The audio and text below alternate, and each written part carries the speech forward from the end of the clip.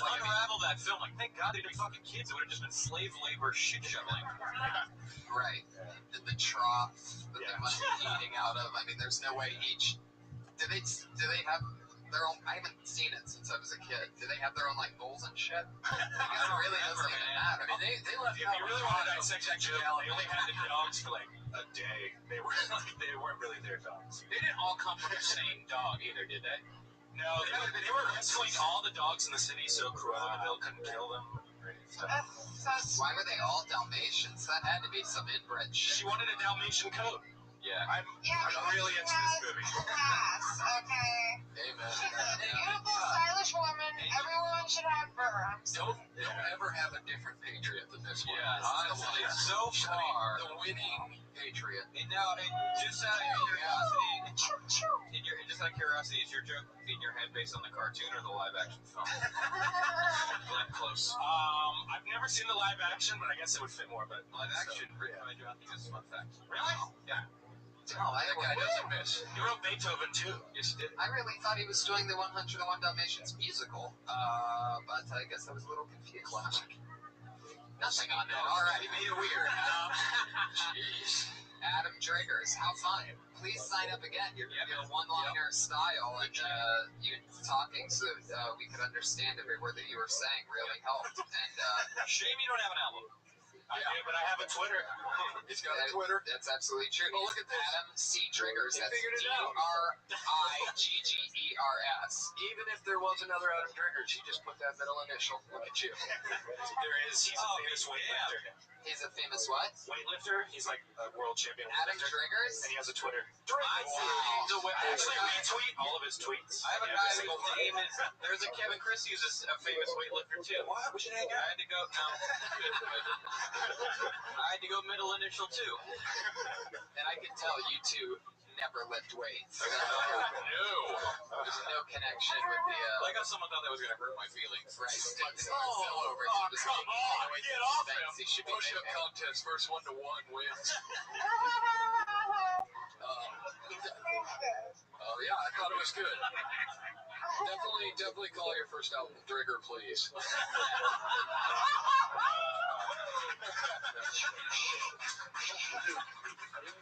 There he goes. It's Adam C. Driggers, everyone. Man, I liked him. Yeah. I want more of him. DWA Driggers with that. Hell yeah. Those are great ones. Those are great jokes. Guy was all class. Straight up. He even had comedy glasses. Yes, he did. You're welcome. Yeah, Brian Dude, everyone.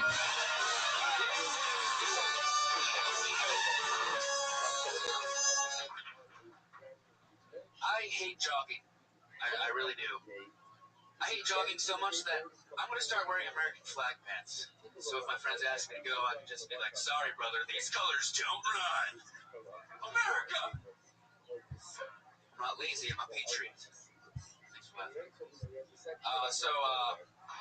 Guys, I like to drink, but sometimes I black out. I just don't remember anything.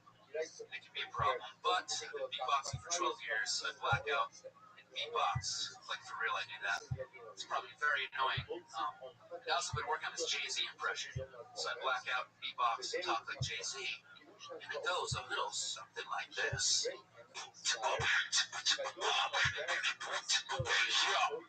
it's your boy Jay-Z.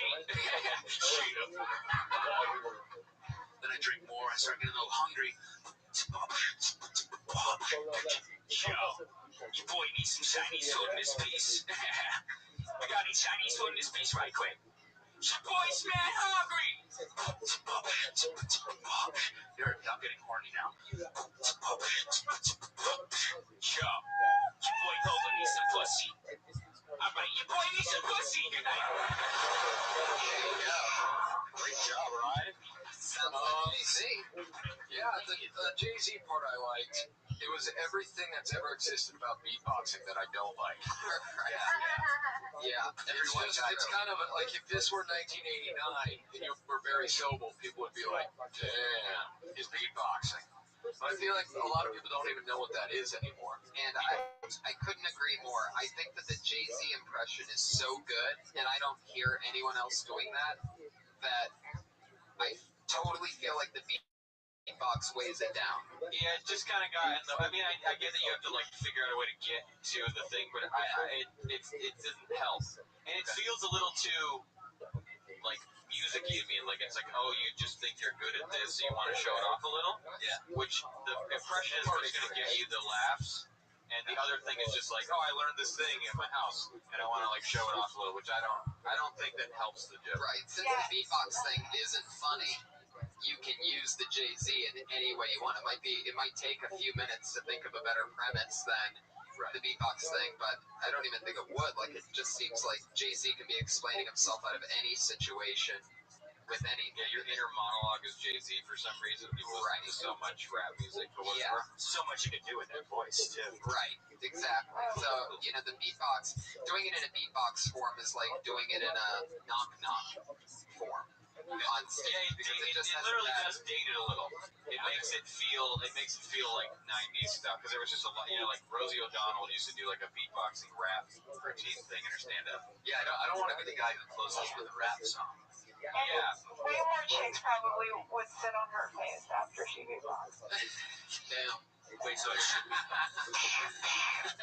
Ground roll double. We're saying don't be Rosie O'Donnell. Gotcha. Okay. Yeah. And the other thing was that one-liner at the beginning. One-liner was good. Yeah. Hey, you like it? Yeah. I mean, it's weird. In a minute, you did like three very disparate things. So like, I don't know what the one-liner is going to lead into. It's not like that one-liner about running is going to help you with your Jay-Z impression. Right. But that's it's a funny one-liner. Okay. Yeah. Yeah. The thing with the one-liner is it's like it just exists in its own space, so you can. It's not like it's good, so put it wherever you want, but it's not unless you're gonna build on it. It's just gonna you're just gonna use it occasionally. Do you do any other impressions other than Jay-Z? I do a Jesse Pinkman yelling. Then you can make it that. Then you could even slide in that way by saying that all that you do is, the only things that entertain you anymore are Breaking Bad and Jay-Z. So bobbity bob, weigh in if you want to. There's just ways to go about it that you can utilize. A lot of people use their more than one impression. They meld it together. They're like, wouldn't it be weird if, like, I always wonder if this, if Jay-Z was in an episode of Breaking Bad, it would have been like this. That's how they. And then those things are funny if they're having a conversation. Yeah, it's funny. And also, you might be able to get away with the beatboxing thing if you're doing 30 minutes or you have more time. Because that's what there's lots of comics that do. They're essentially, stage tricks or whatever as part of their act. Michael Winslow. Yeah, I mean, if you're doing 5-10 minutes though, then it's just it really does. Like right now, most of what I remember is just beatboxing. Well, yeah, that's part of it. So there you go. Anything else? Why was it so short? Because of beatboxed. That's what happens when you beatbox. Well, the first joke, there's nothing. I mean, if you had a longer premise that you can go into it or something like that, that'd be great. Because the first joke, by itself, it's kind of weird. Like, there's not really anything I could add to that part. But the Jay-Z voice alone, like they were saying, it's such a good voice. You just need to find a way to just write. Instead of a beatbox, there should have been a longer premise to justify the Jay-Z impression. That should have been the whole minute. For the red, white, blue pants thing, I wouldn't open by saying I hate running, because then you're stepping on your punchline if they don't run. So make an exercise or jogging. Jogging. Yeah, right. Well, then I'm an idiot. Ryan actually is from New York City. We just had him on our boss, and we just had him on a podcast. He's a very successful viner. He's almost 2 million vine. Wow. You know what? Here's a fun fact. I've never watched one of them. One Vine? You don't like Vine, do you? No. You don't like Canada or Vine? Listen, here's the thing with Vine. For as long as I have had knowledge of film, the worst thing on earth are short films. So why would I want to watch a shorter film? You like animated GIFs, though. Fuck no. No. You don't like I like the ones with butts.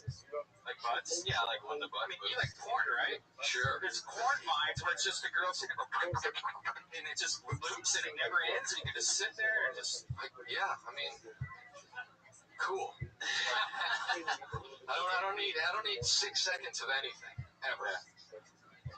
What's really cool is that he takes his Jay-Z voice and uses it in his vines. It's pretty funny. That's how actually. I could see how that would work. I'll go to Jay-Z goes to a market. Yeah, see, like in that's the Beyonce. Right. Wow. Yeah, that's amazing. See, that like work, like that should be worked. There should be way more of that worked into. Right. If you're that adept at the voice, it should just be. Like, I wonder if this is what Jay-Z did yesterday, and then come up with a ridiculous day for Jay-Z. Yeah, it'd be a 10-minute big. Yeah. Huge. And then that's your closer when everything happens and you're sitting on that. Then if people know you from your minds and they come out to see you do stand up, 2 million's a lot. So if that happens, then make them want it. Sit on Freebird till the last song and turn it into a monster. There you go. I don't know about Freebird. I love how you actually negotiated more time. I know. I can see how. That's a first. Oh, that's it? What the fuck? You guys are making fun of me more? Yeah, but follow him on Vine also. It's Rydoon on Vine and on Twitter, Rydoon, Rydoon. Yeah. Thanks, Ryan. Thank you guys. Thanks, Ryan. Awesome. Rydoon. Congrats on the Vine. Yeah, that's awesome. I was actually the one that showed him, or he learned about Vine with Ruby, and now he's making $1 million. Wow.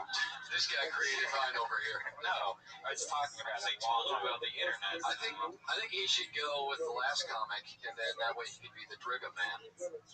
Oh, Put them together. very good. Trigger. Hey, I know this guy. It's Brad Sachs, everyone. He was on a couple weeks ago.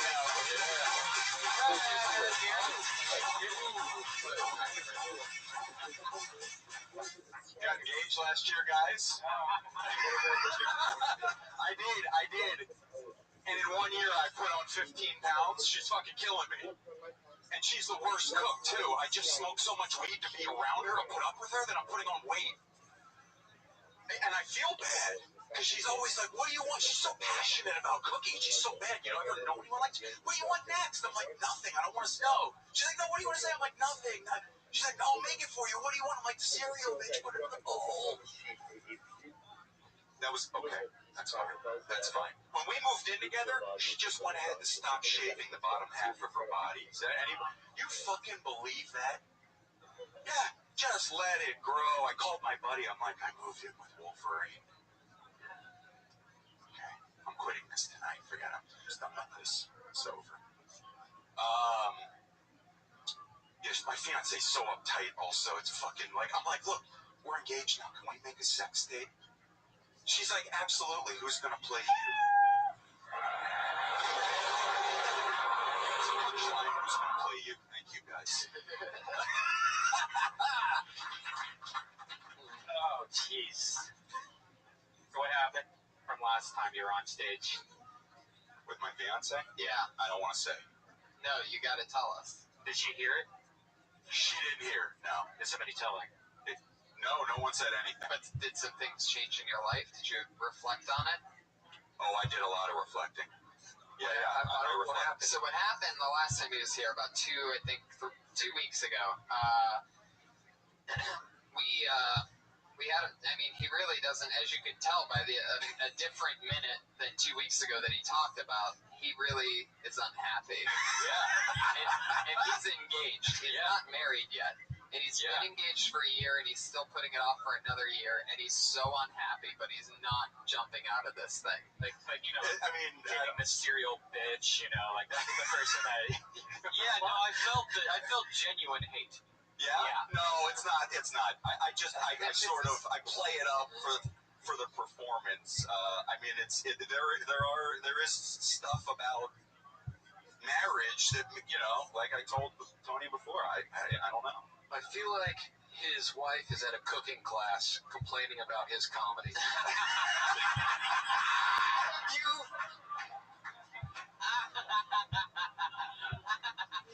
Oh my God. What did you compare her to? The hair-wise, you said a Wolverine. Maybe something like, what's a centaur or something? Like, what's the half horse? Yeah, Mennonite. Yeah, there you go. Mennonite? No, not a Mennonite. Not a Mennonite. Very fine line between Minotaur and a Mennonite. Yeah. You said she stopped shaving from what? The waist down? Waist down, yeah. Wow. Which is, sort of true. I mean, when you move in with somebody, shit gets comfortable, you know.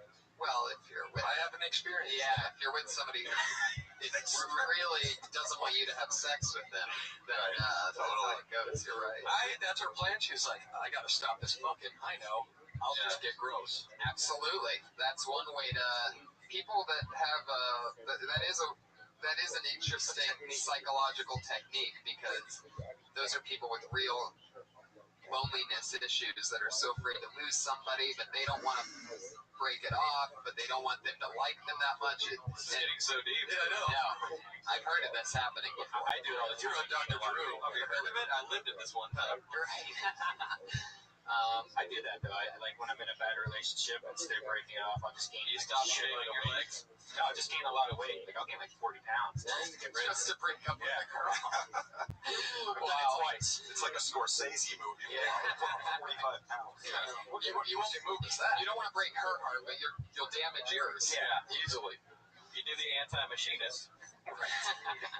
The reverse Dallas Buyers Club. Yeah. I don't feel like most stand-up audiences, or at least a lot of times half women, I don't know that they like hearing a guy shit on his future wife quite that much. Right. I mean, if you're doing, you know, and you kind of feel like, yeah, man, I started to sympathize with her. Right. I felt myself taking her side, because I was like, she fucking tries to cook, and I'm like, look, even if she's bad at it, she's trying. I'm like, in my head, I'm like, what's this guy trying to do at home except make up jokes about her? Like, it didn't. I felt like I found myself taking her side, and once you call her a bitch, you serial bitch, everyone's like, all right. He hits her. That's what they you think like, okay, either he does hit her or he's gonna. It is a classic. That is a beater symptom, is when you are criticizing the nice things that they do. Like, I hate your cooking. Bring me a shitty sandwich. Like, no one's ever brought me a sandwich in the world. Why do you mix the whites with the color loads? Yeah, she ruined my favorite shirt. She was doing your fucking laundry. When you said the whites and the color loads, you were talking about sex, right? Bobby Lee. Bobby Lee. Holy moly.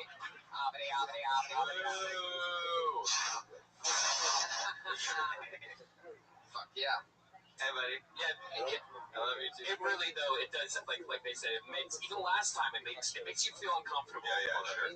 And then when you call her bitch, like, never, like the whole bitch women hating thing that a lot of people do when they first start off comedy, like calling women bitches and just going off on them, it's really uncomfortable to listen to. It's uncomfortable to listen to, and it's not genuine. I don't think you're gonna do that. Like, if you're gonna go call her a bitch, of course I'm not. The only way it's gonna go off well is if they think you're psychotic. So it's like, it's your issue, not her issue. Yeah, of course. I mean, and to me, the more interesting angle is you love her, but she's so bad. Like, if she is terrible at cooking, you're like, I love her, but I try to eat it, but it's so like I want what I want to say, but I don't. But if you're actually being abusive, you're like, oh cool, so you're just an abusive man.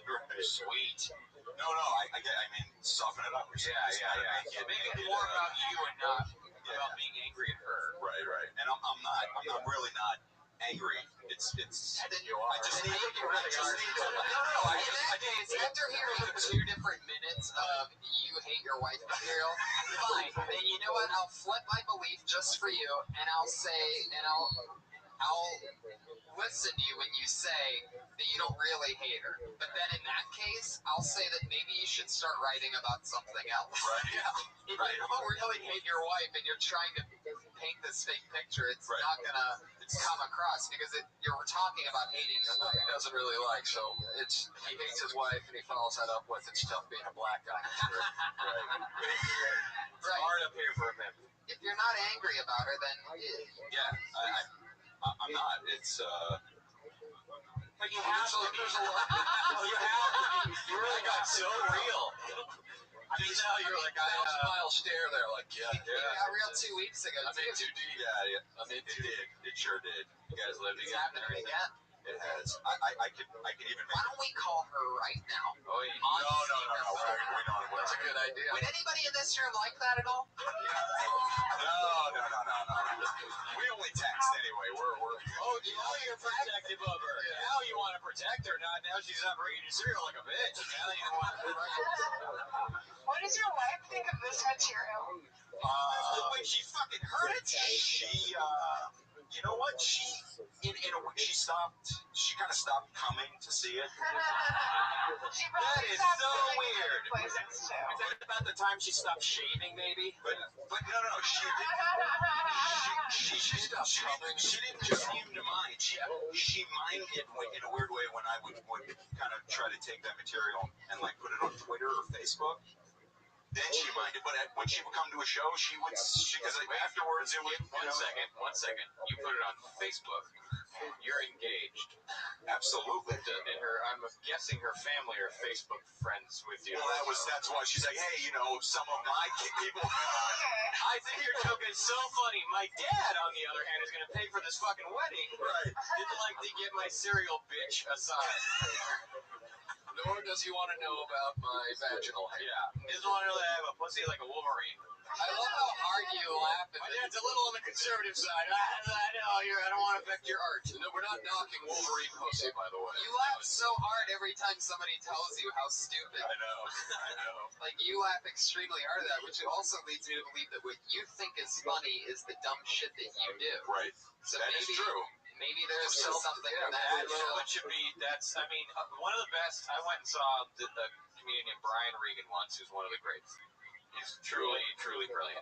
And he walked on stage and he goes, I'm just going through life, trying not to look like an idiot. That was the first thing out of his mouth, and he summed up his entire act in the first 4 seconds. And then his act from then on was just, you knew what his perspective was. And that's the thing. It's like, if you do stupid shit all the time and everyone hates it, but you just find it so funny, so you keep generating stupidity, that's relatively interesting. Okay. Yeah, I think the crowd would like it more if you talked about what a dick you are for not liking your wife's food. Yeah. As opposed to being like, that cunt, how dare she?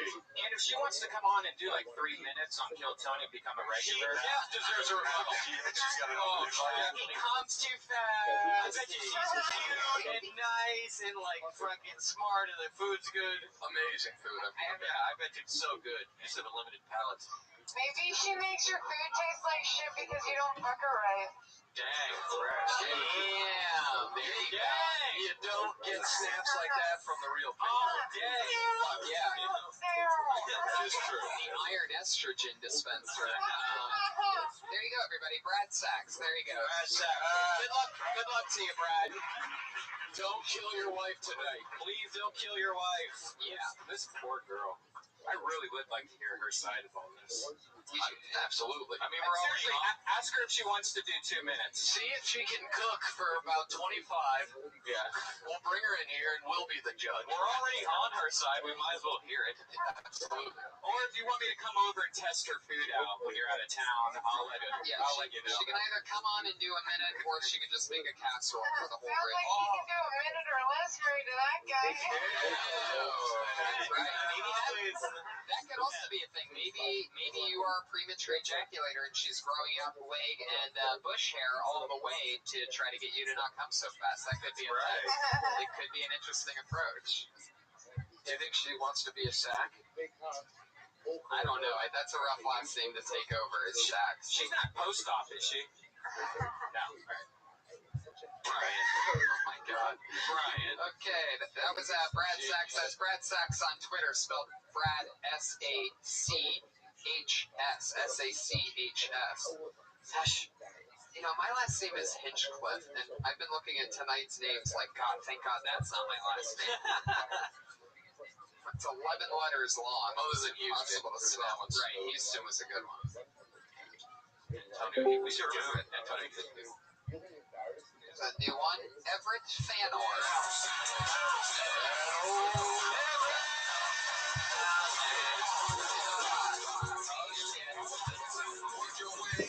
Hi, everyone. How are you? So the other day I saw a guy snort Oreos on a baby, and I was really surprised. So I joined in and I snorted the Oreos with him. Now I'm here. Today's my first day doing stand-up, by the way, if You saw me earlier. I'm the guy that said nigger. And everyone looked at me. This was a quick recap. LM for large language models basically all the chatbots that you've been hearing work as spoken. Had a baby inside of her, and the baby was jerking me off, and I was like, shit, I'll come by later and see if I can help you later. You get it? Come by. Fuck it. How come dinosaurs don't have dicks? Prove it. There you go. No. Okay, that's time. Awesome. Fantastic. He's very easily swayed this one. Everett. Fuck yeah, your first time ever doing stand-up was tonight. Drew, your first time? Not bad. First of all, I was expecting like a 75-year-old white man with the name Everett. So that shocked me right away. How old are you, Everett? 24. Fuck yeah. 24. Start. I don't know how to hold a mic. See? No, I mean that's the thing. I mean when I was watching, I honestly it felt like that was like exactly what I was like when I first started doing stand-up. None of it's true, and you're just trying to come up with any funny answer. Like if I fucked a person and there was a person in there, wouldn't it be weird? So it's all just like it's all conceptual, and none of it links together. But like I fucking love watching people do that kind of stand-up. Like it's just stuff you thought of. Like, it's just stuff you thought of randomness. And in the beginning, it's very, I wish I kept better track of all that weird shit I thought of, like, in the very beginning, because you're so desperate to have material that, like, I wish I could find it again, because it's usable shit. But, like, right now, it's just, you're saying anything that you can think of all the time. There's something great about it. Yeah, it kind of open with a line that got some response, like, I fucked a homeless lady. Probably the punchline shouldn't be about fucking a pregnant lady, because that's a different type of lady. I mean, you start off like, ooh, a homeless fucker, I like this. But then that had nothing to do with her being homeless, other than, I guess, it is funny to fuck homeless people. So, I mean, great concept. Yeah, you had the beginning of one joke, and then you went into a totally different joke. So I fucked a homeless lady. You could have got, there's so many things, too, if you combine them, like, I mean, at least that baby has a home, you know what I mean? Inside the womb. Yeah. The womb. Yes. Yeah. Fuck yeah, you know. Like, she was on her period, but it didn't matter, because we just flipped her box or something like that. Like, or whatever she's sleeping on, you know? So maybe don't take that advice. But... Hey, be a gentleman. Get her a new box. What's the fuss? Right. Get her a new box. Is that Minnesota? You're deep in that You time. know it, baby. America. Wow. Fuck yeah. But yeah, initially, in the beginning, you just try to think. It's almost the beginning of stand-up is so interesting because you can literally say anything you want, and it's so you're like, okay, I can literally say anything, but like start off, try to make it as personal as possible about your particular life, but then don't lose that weird random shit. Because when you find a place in a bit about you for a thing about snorting Oreos off a baby, like, and it makes sense, it's gonna be like, holy shit! Like, how did you fucking justify that reference? Like, don't lose that sense of oddness.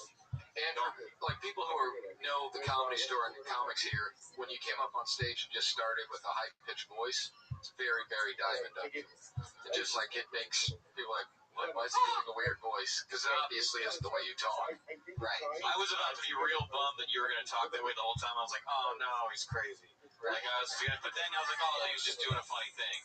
But like, yeah, I mean, unless it's going to be a thing, don't do it. If it's not going to try to do anything, just go up and talk. Because you weren't super afraid that this was your first time. You felt relatively comfortable. You just went up and talked. And like, I was uncomfortable. Well, yeah, but you hit it well. I mean, everyone's uncomfortable, but the first few years you're terrified, but it's how good are you at hiding that terror? You know? You from LA? No. Where are you from? Orlando. How long have you been here? October. Another thing, and again, this is all stuff you learn, but don't cover the microphone up with your hand because that muffles it. No, I'm a rapper.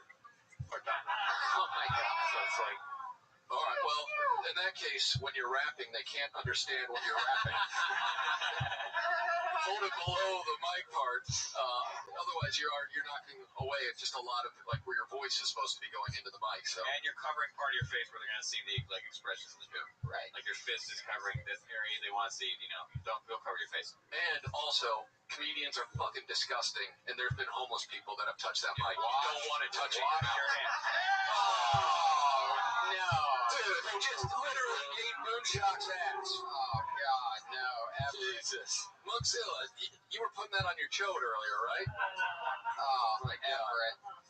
Oh, Everett. Maybe start by licking the mic. That got a good response. No, seriously, don't do that anymore. People have to talk on that. The filthy people I have seen perform. I guarantee you would have pulled his stick out after you said that one thing, and I not stopped him after seeing him just lick the mic twice. Yeah, you definitely don't ever want to do that again. Everybody talks and everybody spits when they talk. It's just whether we can see it or not in the lights, but it's constant spit. And the last person that used that, the spit catch. yeah, and the last person that used that was the Ding Dong Show. So that was probably in somebody's ass. Yeah, it's a disturbing. You gotta judge by a situation. I'm guessing that Everett eats ass. It's other things that I'm concerned about that could be on the mic. Eat ass. There you go. Hey. Okay, Everett, you are slightly crazy. Everett, thank you so much. Everett, no Twitter? No Twitter, huh? Oh, all right. MySpace? You can find him at Tom on MySpace. Yeah, where do we find the rap music then? We got Josh, alcohol swabbing the. Oh my God, Everett just knocked over their table. It was Laney and Jerry, nothing to worry about. Is everybody okay over there? Awesome. Fantastic. One more time for Everett Feiner, everybody. Everett Feiner! He just started comedy today. I can't tell you that reminded me so much of when I first started. I had so many jokes that had nothing to do with me. I had jokes about being an alcoholic. I don't even drink. Anything I thought of that made sense joke structure-wise, I would just tell it. Totally. And so that period of time is so interesting when you first started. It's such a fascinating time.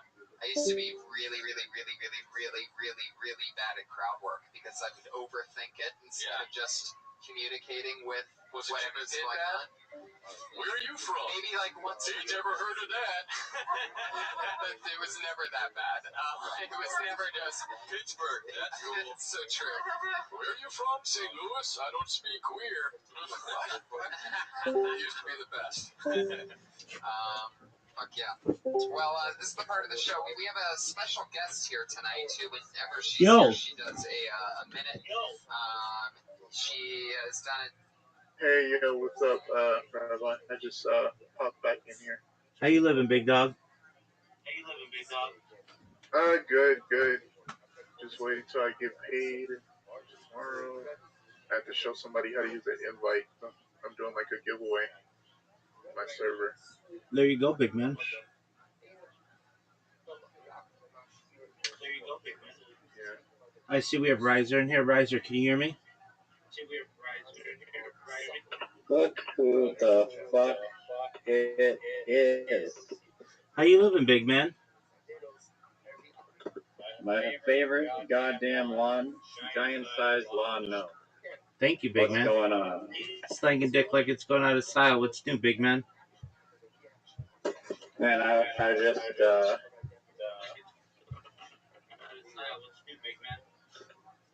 just wanted to give you the courtesy of informing you. I'm watching a documentary. It's fascinating on the BC salmon decline, and it's crazy. It involves like the government suppressing all this information. It's very interesting. If you want to watch it, I'll stream it. If not, I'll just finish it. Yeah, I'll watch it, and then we watch O.J. Simpson afterward.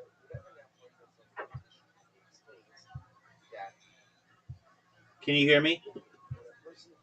You can't hear me. Can you hear? Yeah, can you hear me? Just a moment.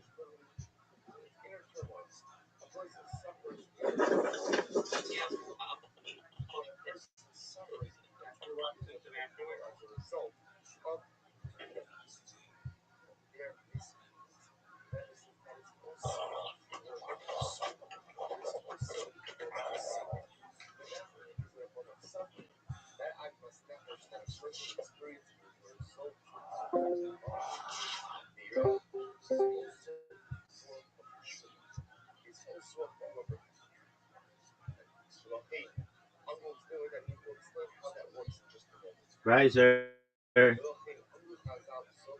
Yo. Yeah, I'd love to watch it, and then we'll watch O.J. Simpson afterward.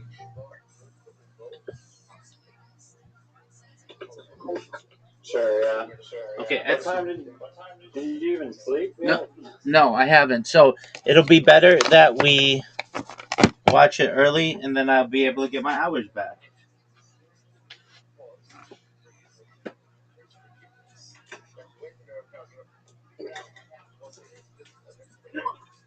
All right, Riser, are you ready?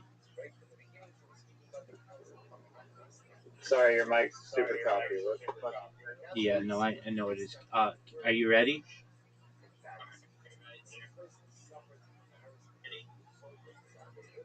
I know my chop. I know my Sorry, mic. what did you say? Your mic I know it is. choppy.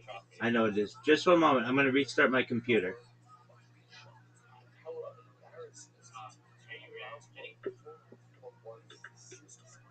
Ready for what? The documentary? Yeah, just one moment. I'm gonna restart my computer, and then it should be better.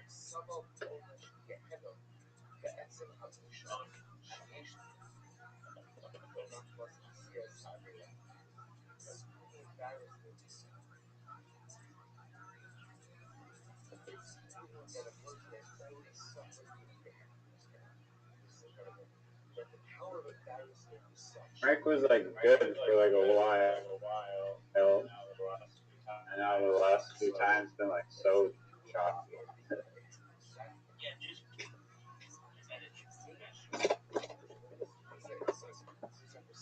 I couldn't hear you over the top, but you're down to watch the documentary, so I'll just start streaming.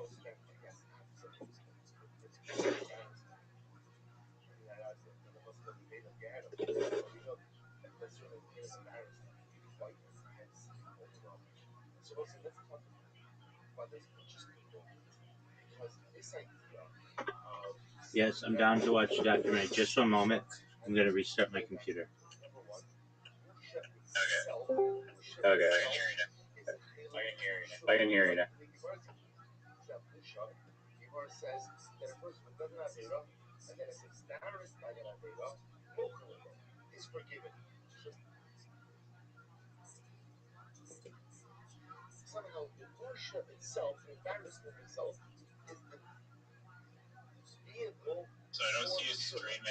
So I don't see you streaming on X anymore. Oh, yeah. So I changed my accounts.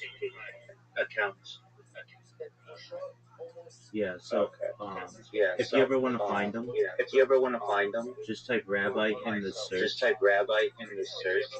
of the Twitter, the X Spaces, and it shows up.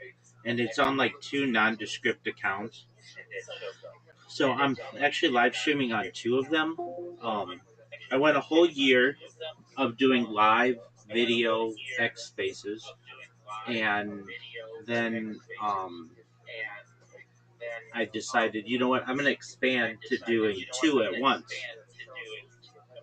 And so I've got two different accounts and started doing that. And then one of them got suspended for whatever reason. I didn't do anything different than I ever do. It just randomly did. And so then I archived the other one and then created two new accounts.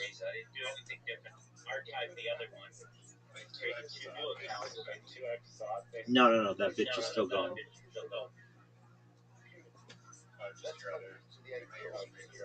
Yeah. And, you know, it's a game that I have to play with them basically. So I stream on two of them simultaneously. And then if any one of them ever gets suspended, then I archive the other one. And then I start up two new accounts. So that way the data gets preserved consistently. Right. And if you're like, why'd you get suspended, dude? I do the same thing that I always do. And it's like I literally have two simultaneous. Apologies. I literally have two simultaneous streams going. So it's not like one. is bad and the other is good. It's like if I was doing something bad, it should ban on both of them, but it doesn't, which tells me their system sucks. Yeah, I don't see that. It doesn't show if these are streaming video, at least currently. Okay, that's a good question. I mean, it looks like they are. Click on one of them and see.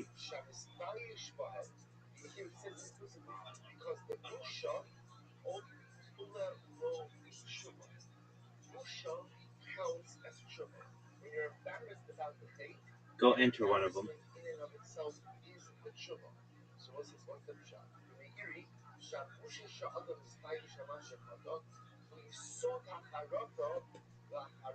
Can you hear me? No, you can't hear me. Oh, Yeah. Oh, okay. Okay, so go into one of them and see. I know it's going to be choppy just for a second. Hold on. I'm going to be choppy just for a second. I'm going to be choppy just for a second. I'm going to be choppy just for a second.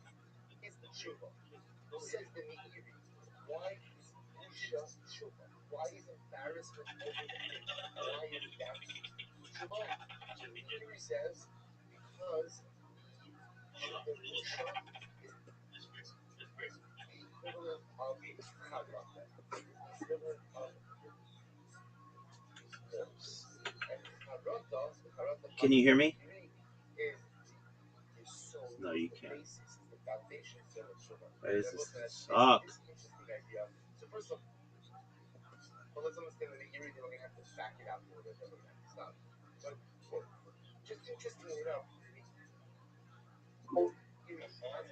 The phone you're just using is good. I know, but I can't use that one all the time.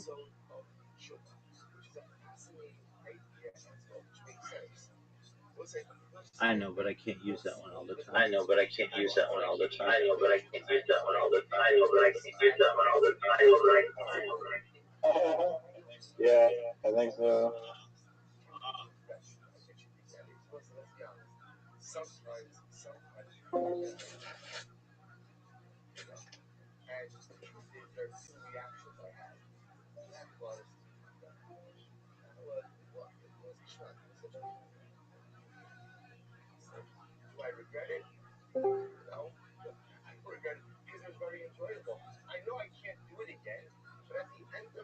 All right, so can you hear me?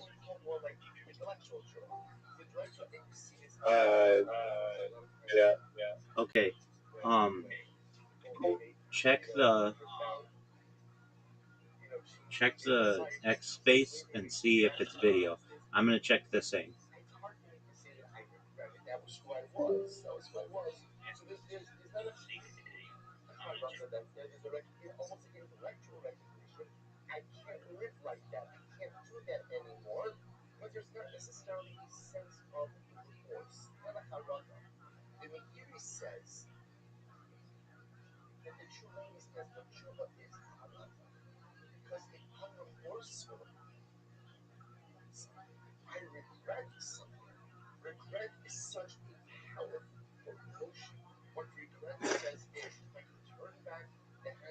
I see that they're not video, but I don't even see that it is. I was just informing you. I appreciate it. Well, it does say that it's video, but sometimes if there's like a minor cutout, it stops the video altogether. Yeah, do you remember Marcus Wentz? Yeah. Yeah, I have no idea. I haven't heard from that guy in like forever, but yeah, apparently, Marcus Wentz. I just saw this now, but more life apparently is like his future wife or whatever, since he like proposed or whatever. Is this told that Marcus Wentz at one point was trying to Riz? Oh, no way. Met up with her and talked to her at like these crypto events and like whatever. That's And then, but I think she wasn't too interested in him. That's hilarious. Yeah, now more light is currently wiping her. Yeah, good for him. Yeah, I just saw that on Twitter. Okay, He's like a scientist or something. more light? No, not more light. The girl's like a physicist or something. More light's fiance? Yeah. Is she? Yeah, some like it's some like field. All right.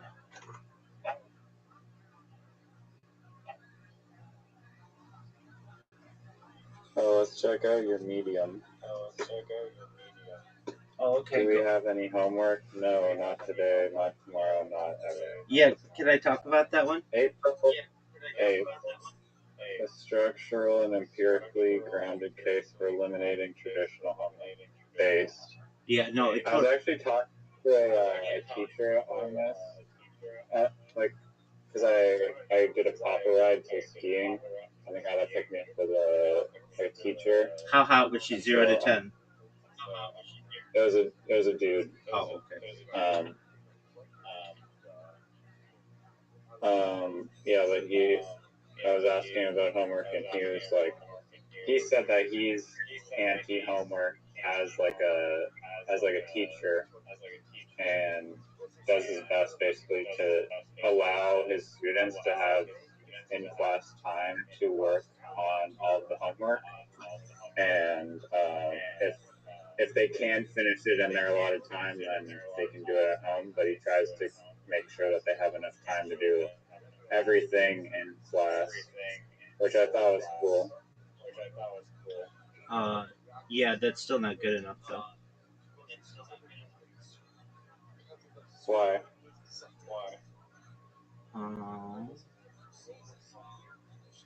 Because it involves the potential of homework. So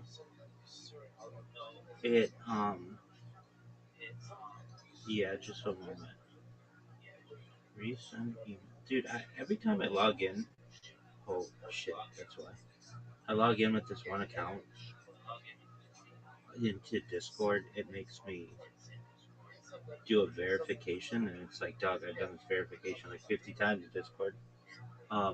Okay, so my argument is this, and I think it's a bigger argument, and I think I'd be able to completely win this. Okay, you ready for it? Yes. With everything that children have to do, and not, young adults, and the differences in their home lives, it is categorically unfair to give them homework. Some kids get picked up by the bus. They don't have a mom or they don't have a dad. They have to take care of their siblings and babysit until their parent gets home. Many times that single parent is working 2 jobs, and the child may have to be making meals for their siblings, basically filling the role of the parent. This is very common, especially in the inner city and even in rural areas, just poor, low-income areas. And then the next day they get to school and they didn't have time to do all the schoolwork and they get in trouble, and then they fall behind, and they're being evaluated against the same kid, a similar kid in their class who has 2 parents. The mom doesn't work. The mom picks them up from school, takes them home, maybe gives them a tutor, and they don't have to look after their siblings. They don't have to make dinner, and they're able to get their homework done. And you're comparing these 2 children? That's categorically unfair.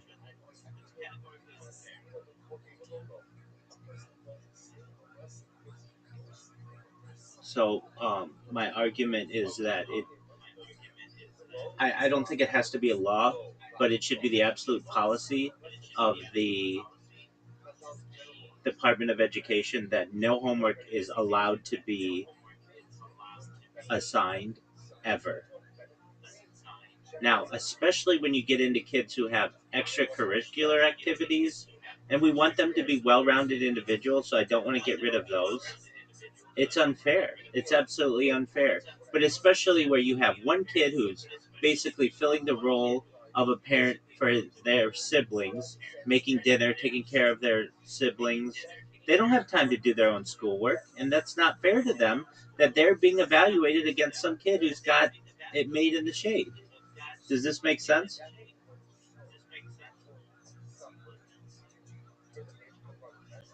Riser, you're muted if you didn't know. Yeah, no, it does. It does make sense. I mean, I feel like homework should just not exist. Not even for that reason.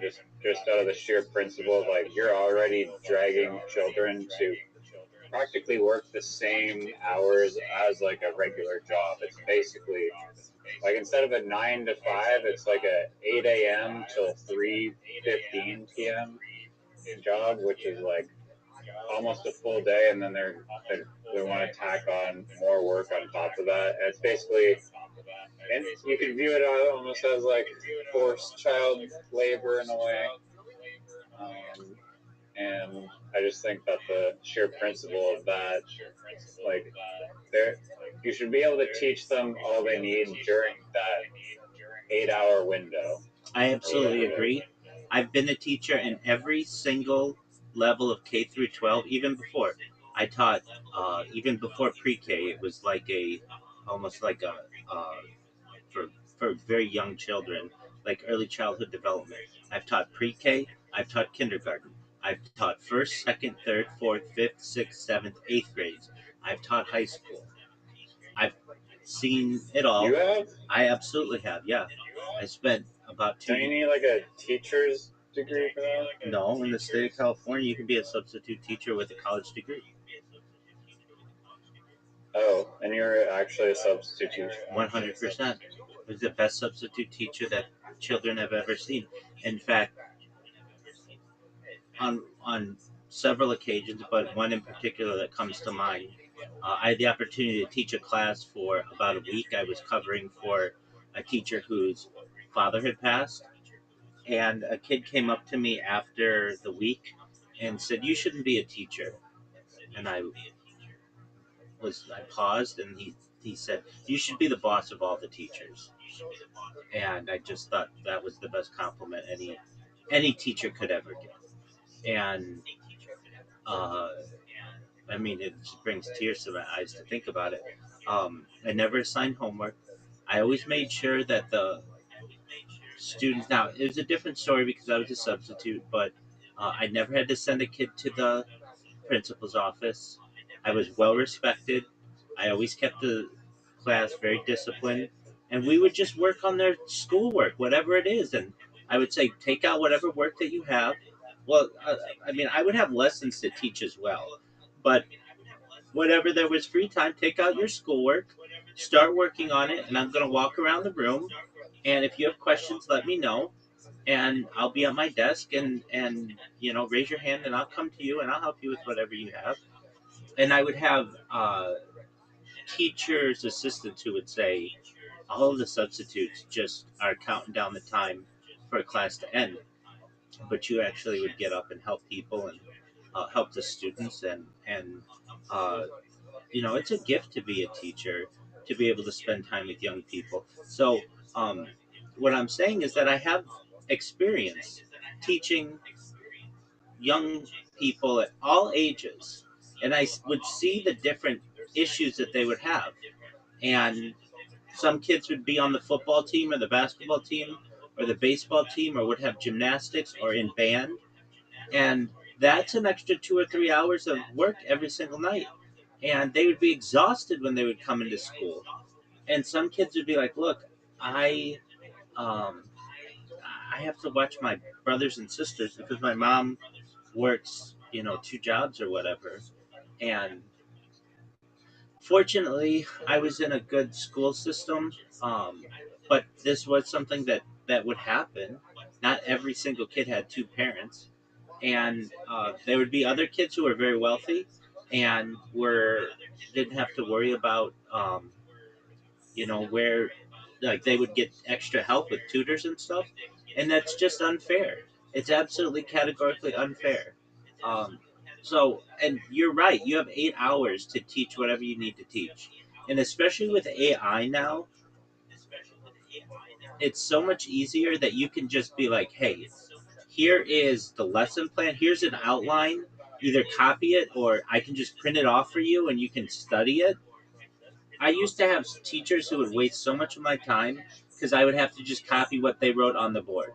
And it's just like, print this off for me. And then let's move on to the next thing. I'll study it. But like, no, I had to sit there for hours and hours and just copy the board. And that wasn't very helpful to me. So anyway, that was an article that I wrote. Simpson punishment. Exactly. Couldn't you argue that like AI is, like you mentioned, the economic unfairness of some people being able to afford tutors, but with the invention of AI, that kind of evens the playing field now, and so you can have like a AI tutor help you with like literally every single question. When you start to see what kids go through, they don't all have computers.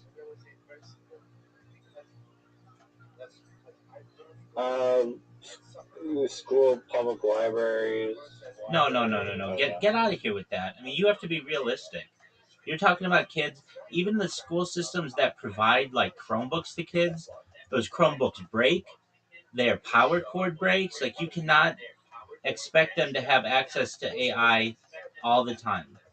And even those systems, many times you're supposed to be like of a certain age to use them sometimes. So like you can't be under 13 and use them. So you can't just randomly have that's only high school. So that means that all the little kids or younger kids don't get access to the same tutor or whatever. That's not fair. I'm about fairness in education and as much as possible, and I would just see the advantages that wealthier kids would get over their not as wealthy um, colleagues was unfair, and I want to stop that. And I want to even the playing field. I can't make all the kids equally smart, but I can make sure that one kid doesn't have an absolute advantage over the other kid, and they still get the same amount of work done. Uh, I can tell you, as a teacher, as an individual who cared deeply for their students as much as I could, um, there is time in that 8 hours to be able to get schoolwork done. And if those people who don't think that that's true, they're wrong. One way you can make the school day much more efficient is you just have like a homeroom, but you don't leave that room. The students are in the same room for 8 hours a day, and you rotate the teachers. It's a lot easier to get one person into a place than 30 different kids into a place. And I've never understood that. Why? I get it, because teachers like to be comfortable and they don't want to have to move all the time. But F that, man. Teacher goes from room to room and teaches their classes if they need to, if they're like a specialized teacher, and that's how it should be done. That cuts down like 10 minutes of moving every single hour. And the teachers still have to get there. Okay, so then instead of you getting a 10-minute break, then you can cut it down to 5 minutes. Another thing that I found to be an excellent strategy is the bathroom. Like, kids would be like, "Oh, can I go to the bathroom?" And then another kid would be like, "Oh, can I go to the bathroom?" And "Can I go to the bathroom?" So what you do is you have like I've seen it done with a ruler, just like a 12-inch ruler, and anybody can go to the bathroom whenever they want. They don't have to. Uh, they don't have to necessarily ask and like interrupt the class. But the thing is, they have to have that ruler with them. So only one kid goes at a time. And that cuts down on a lot of interruptions in class. Can I go to the bathroom? Can I go to the bathroom? Can I go to the bathroom? When you count up all the interruptions in class of just kids going to the bathroom, it can be like 30 or 40 interruptions a day for a teacher. That cuts out a lot of those interruptions. And there's basically like a sign out sheet. Like if you need to go to the bathroom, that's fine. You don't have to interrupt the class.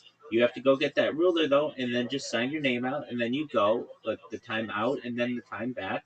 It's pretty easy, um, and you don't even have to do that at some points if you really trust the kids or it's a smaller class. But we're moving towards a world where we don't even necessarily need the teachers there in person. A lot of it can be virtual learning, and I'm an advocate for that kid out there who is having to take more of the load than what would be expected. It's not fair to him or her, and you know that this goes on where you have students. Look, when I was a kid, I was around boys. I went to essentially a boys' school. We didn't have any like kids who were divorced. We all had two parent families, but it was a wealthy. It was the tuition was extremely high, and not every kid is going to have the kind of support system that we would have.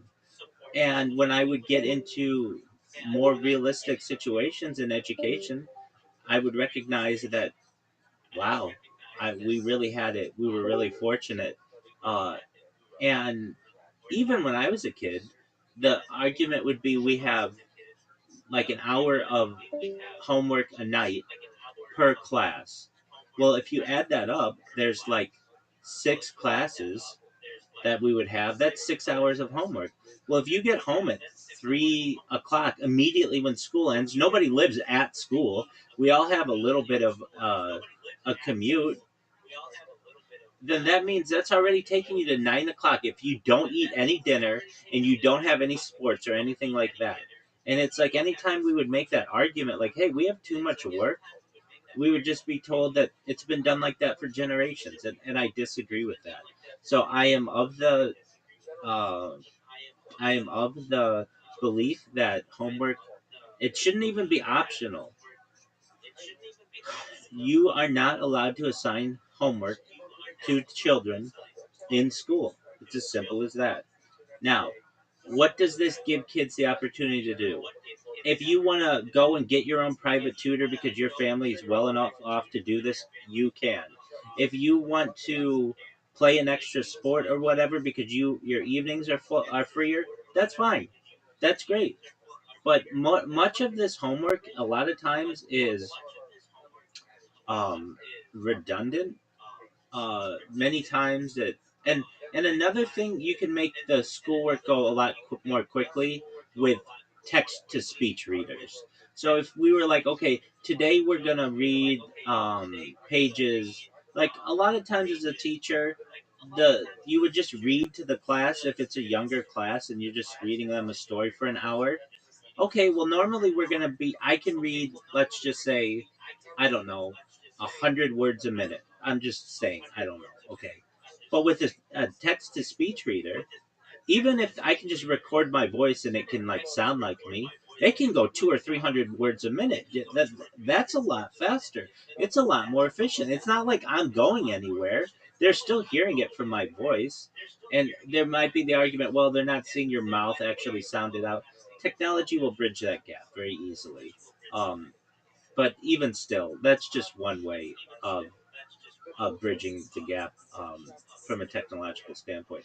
I wrote another article there a few days before then that was based on I feel like seatbelt in buses should be mandatory. It's only mandatory in 7 states in the United States, and I don't know if you've ever been on a school bus in like the United States, like, but they're like, you just don't have seatbelts. And you know what? I posted that article to Reddit in the school bus drivers subreddit, and it was the most read article of all of them. People went crazy over it. They were like, they talked about it, they were sharing it and stuff. But then guess what? Because Reddit sucks. Within an hour or two, they took down my article. But that was the most shared thing that I've had. Wait, how did you paste the link to it, or Yeah. did you copy the text? No, I just posted the link, and then so I could see like all the people who read it, and it was Why did they remove the article? because like I'm shadow banned uh on there, and basically like whenever I post anything, it goes to the moderators, and then they get me. Um, but I had 14 comments on that article on Reddit within an hour, which is a huge amount for like a little subreddit. I posted it. Would I get banned?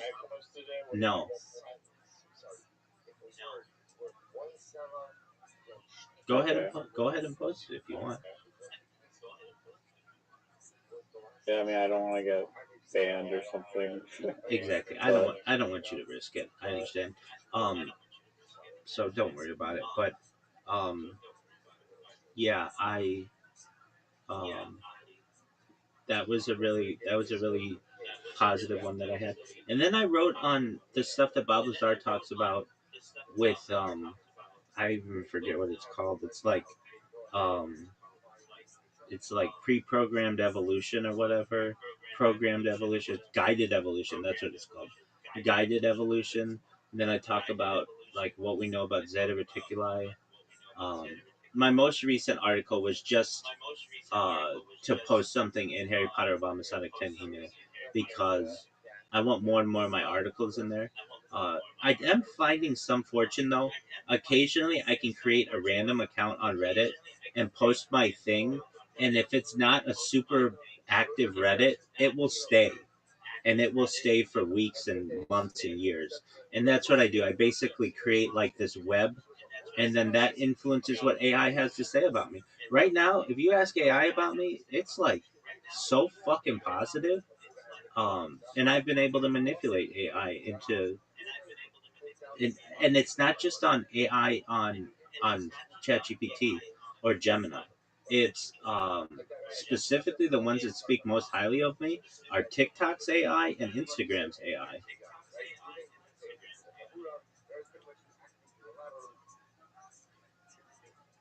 An algorithm is the god. Well, so the reason why I've been able to have such a good AI reputation my reputation used to not be good on AI because the only thing that I had about myself that I didn't publish was a Reddit thing that says all I do is spam people. Um, but then I published those press releases, and those press releases have real content in them, and they rank very highly. And um, and then I told you recently that I created a bot that I'm currently using right now as I speak. That in all kinds of different languages, literally like so many different languages, right? I can't even count. Um, it just publishes stuff about myself on Instagram, and then I made another two of them that does it on TikTok, and I have all of this TikTok like so many. I made that bot that's been posting, and it posts like thousands of things, uh, like regularly, and then all I have to do is in the description of all of that, just like put my biography in there, or like positive things about myself, and it like it picks it up so quickly. That's the thing that really shocked me, and I can tell because I'll put like one new thing in a press release, and I will see within like 48 hours AI has already picked that up. So like I'm approaching, or I've surpassed 1,666 straight days of 24/7 365 streams essentially. And I didn't put that number in there until just a recent um, press release of mine, and already it's already in Instagram, it's already in TikTok, it's already in Claude, it's already in Gemini, it's already in Perplexity, it's already in ChatGPT, it's already in DeepSeek. Like it's everywhere, and it like it crawls the web so quickly for that kind of shit, dude.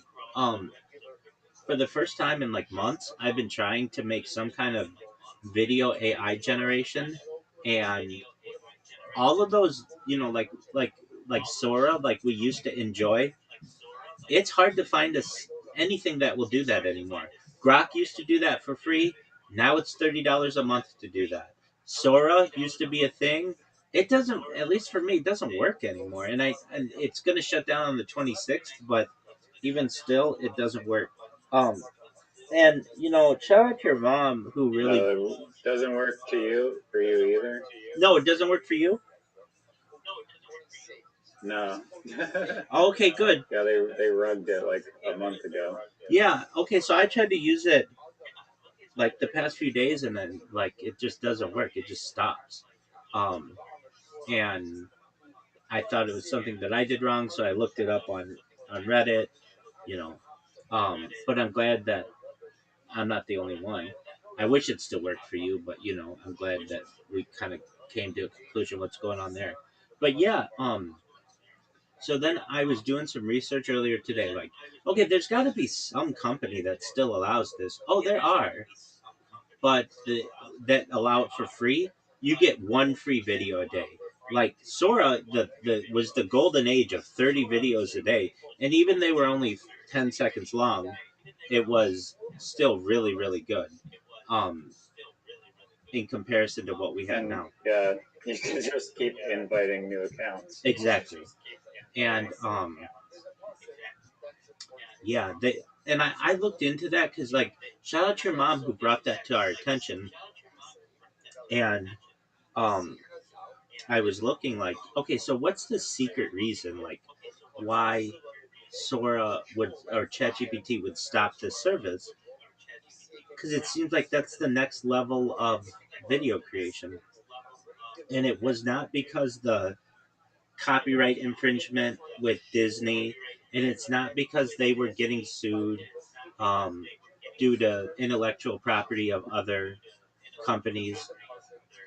It came down to it's extremely expensive to run, and they were not getting any money for it. It was $15 million a day to run, and which was more. I think previously we looked at it was like 1 to 3 million, $15 million a day, and they were only making like at most like 2% of their investment back every. So like basically it was just unsustainable. Like, hey, if we keep this. No, but that's bullshit. They didn't ever actually release the thing. It was just a free experiment. They never charged a subscription. No. They could have charged whatever it was to make a profit. So OpenAI for ChatGPT, the premium version, it would do that, and I think they were including that money in their overall um, money intake or whatever, what it was profiting, but or lack thereof.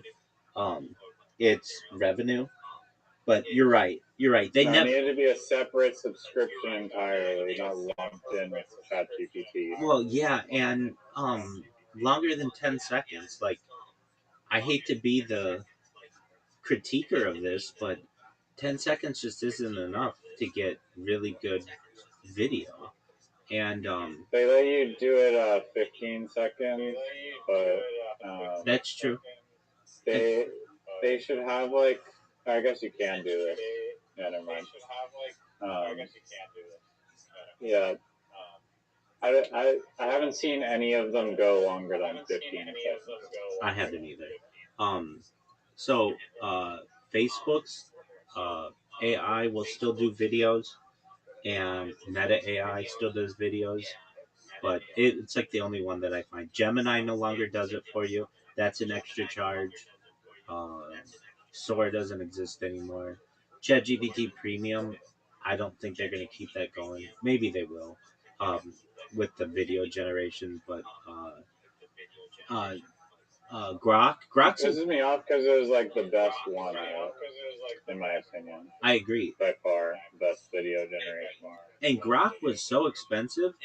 Grok is so expensive. You need Super Grok to be able to do it, and it's $30 a month. It's like, and I was looking at this. It's like, uh, Elon Musk. He bought this company or whatever, and he's trying to make it profitable. Fewer than 2% of all users of X use a premium account. It's like it's so niche that and it's just not profitable, and it's just like they lost a lot of their advertisers, and um, I don't know. I of the platforms that I see, and I'm on them more than anyone. I think on Earth, I really mean that. Um, X is the most garbage of just stuff that I'm gonna see that is like not not like anything pertinent. They always show me on X. I don't know about other people's feeds, but they always show me like people like screwing in a screw, and then they'll unscrew it, and then they'll put super glue in it, and then they'll screw it back in, and then they'll like paint it, and then they'll put like have somebody's thumb like this, like it's good. And it's like I didn't learn anything from that. It's just a video that people may find like ASMR, like or whatever, like they'll find it satisfying, but it doesn't teach you anything. There's nothing educational about it. Um, and I think it depends on who you follow. uh, here's the thing: I have so many different accounts that I can tell you that like if you're gonna just and I use VPNs, I use Android, I use iOS, I see it all, everything, and it's a lot of garbage. Even the accounts that I use that are like following people, I still get a lot of just like random like these are the ones that really bother me because it wastes my time. It's where people are like they will set up some kind of prank on somebody that you know that it's fake, and yet they still do it to get what do they call it, karma farming or whatever, interaction farming. Or like this is another thing that bothers me greatly. And X used to not be this way.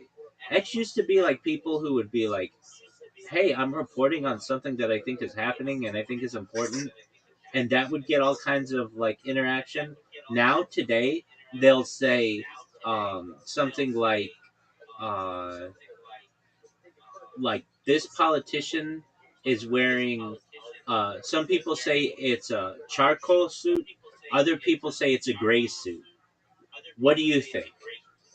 Like these open-ended questions that they'll want people to like go and type in and like give some shitty opinion on something. You're muted, by the way. Um, and I just don't like that. It's just interaction farming. Another thing they'll do is they will like you can have like whatever 240 characters for a regular account. So they'll say like, here are the top 20 countries. I don't know, for gross domestic product, and they'll have like United States, China, et cetera, et cetera, et cetera. And then when you get down to number 18 or whatever, it'll say dot dot dot, but it's and you'll be like, oh, there's more to this tweet, and there's not. They just want you to click on it. Like that to me is a deceptive practice, and I think that should be ended. But I don't know. I don't own it. There's a lot of that on the internet, so that specifically is not just Twitter. Like, oh, I agree. Like news articles are just giving you the catchiest, most bait headline so that you read the thing. That's true. It's lots of manipulation, basically. That's true, but at least in the United States, we have the SEC and the FCC that were created and placed to stop deceptive practices. And if they were more powerful, they used to be more powerful and they used to stop this kind of stuff. But they've been just their power has been The degraded. clickbait headlines.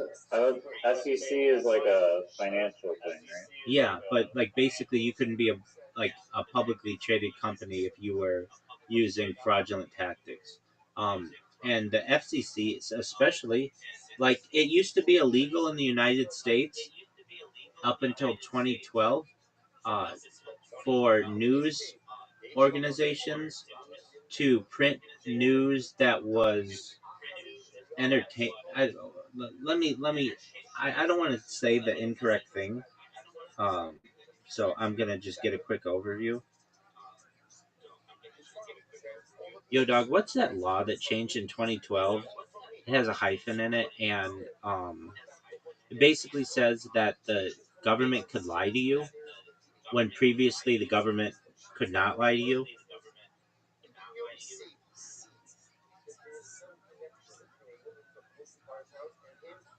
All right, so this is the Smith-Mundt Modernization Act of 2012, which was included within the National Defense Authorization Act for fiscal year 2013. What it actually changed? The act removed restrictions that previously banned the domestic dissemination of content produced by U.S. government-funded media outlets like Voice of America intended for foreign audiences.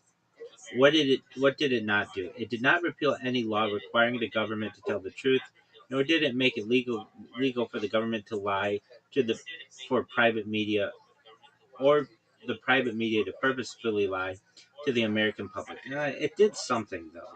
The reality prior to the change, Americans could not legally receive these specific government broadcasts at all.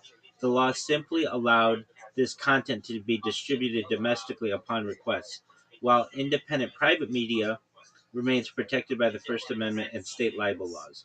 Um, okay, so I mean, we've had other things like this. There used to be something in the United States called, um, yo, dog. What was that law on in the media? It was like it meant that you had to have equal time.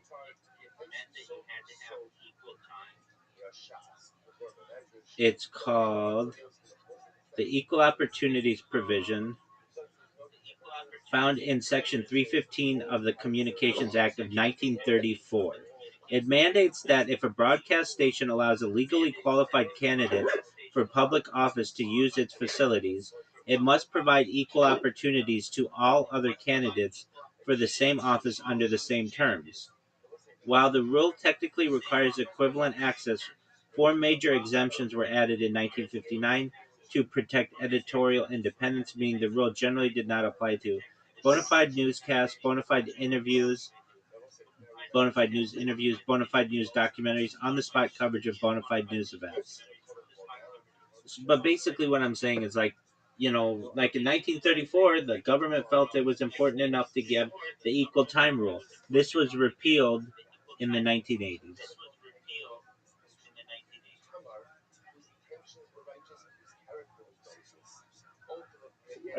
Okay, I'm not like the government lies or is allowed to lie. What's the overarching argument you're No, making? they're not technically allowed to lie. They can. Um, the like they can they can influence the media to lie. The media is allowed to lie under the First Amendment, so long as they don't commit libel.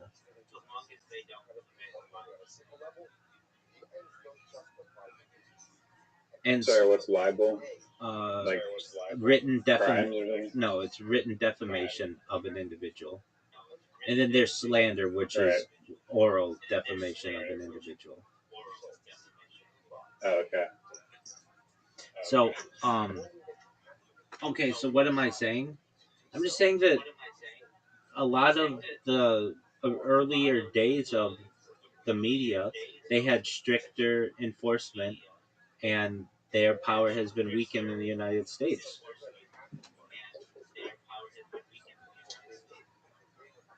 I don't know. I mean, I feel like media are different media companies still get away with a lot.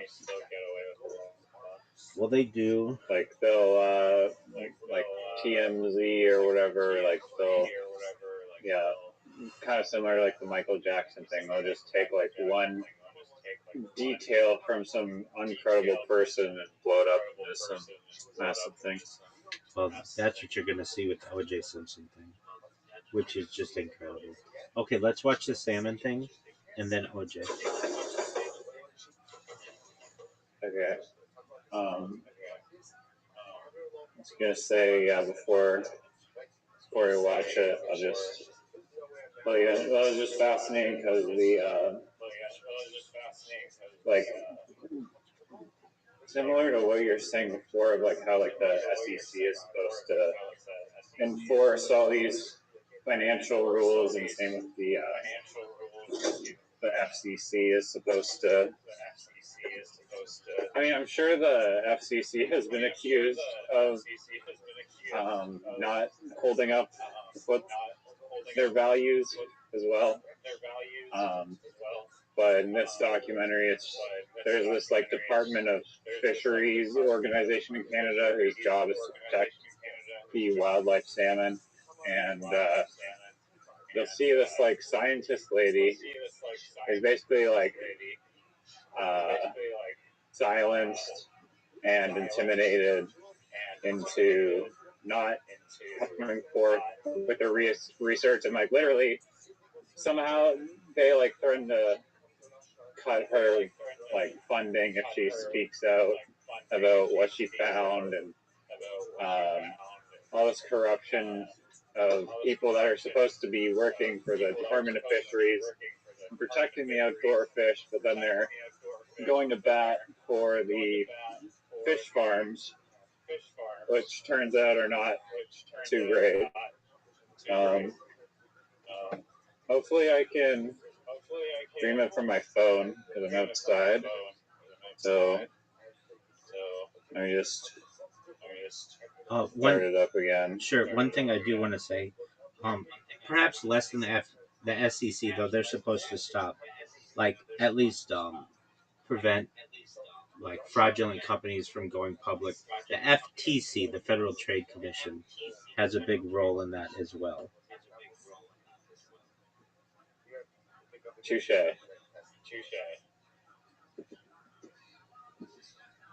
But there are other things. The commerce. Gary Gensler was like corrupt as shit. Just so many headlines about how he's super corrupt, especially when it comes to crypto. Alright, share screen. You see my screen? Just one moment.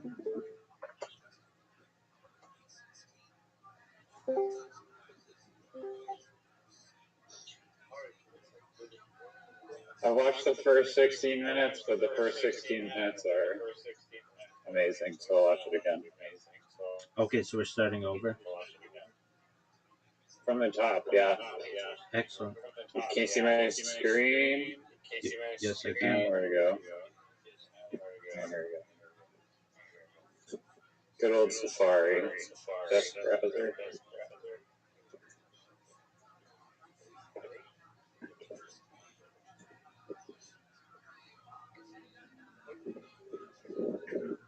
No. How the fuck do I full screen?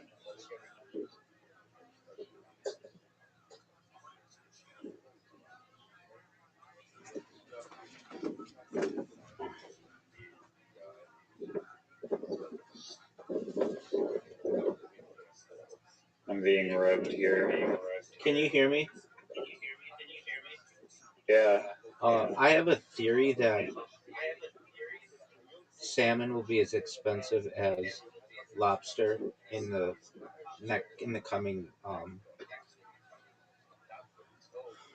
like generation.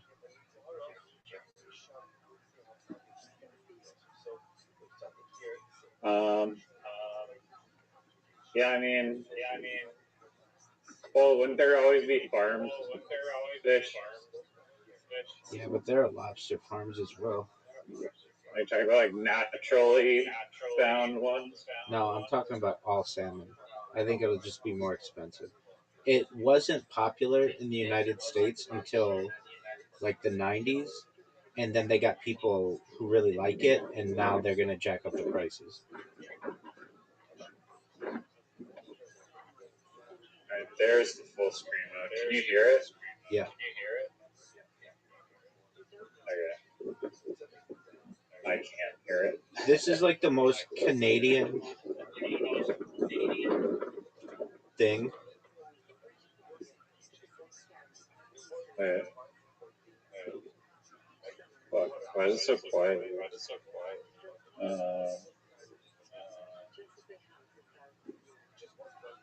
Turning on your volume a lot.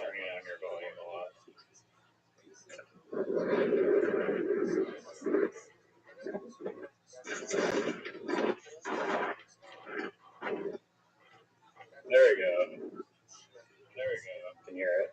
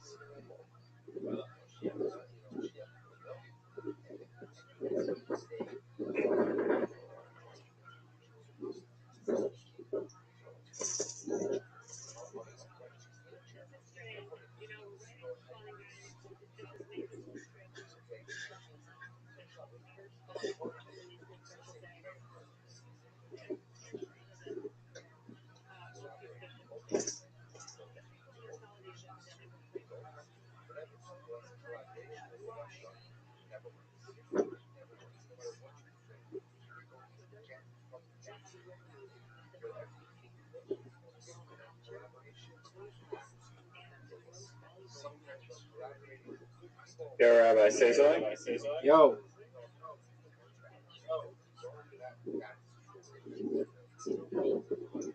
Yo. Okay, I can hear you. I can hear both now. Excellent.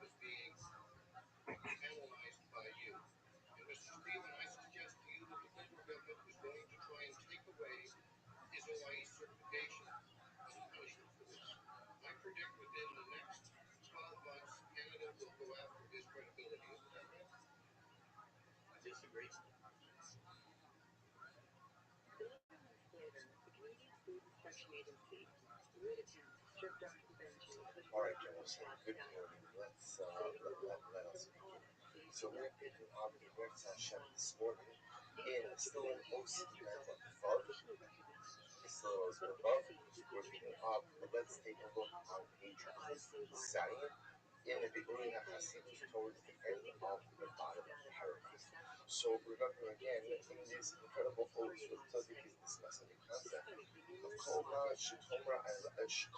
sheyomar balabayis asay chutz misay. Right? Whatever the balabayis, in this case again metaphorically, the balabayis refers to HaKadosh Baruch Hu. Whatever the balabayis tells you to do, you should do, with the exception ultimately again of getting out, of leaving.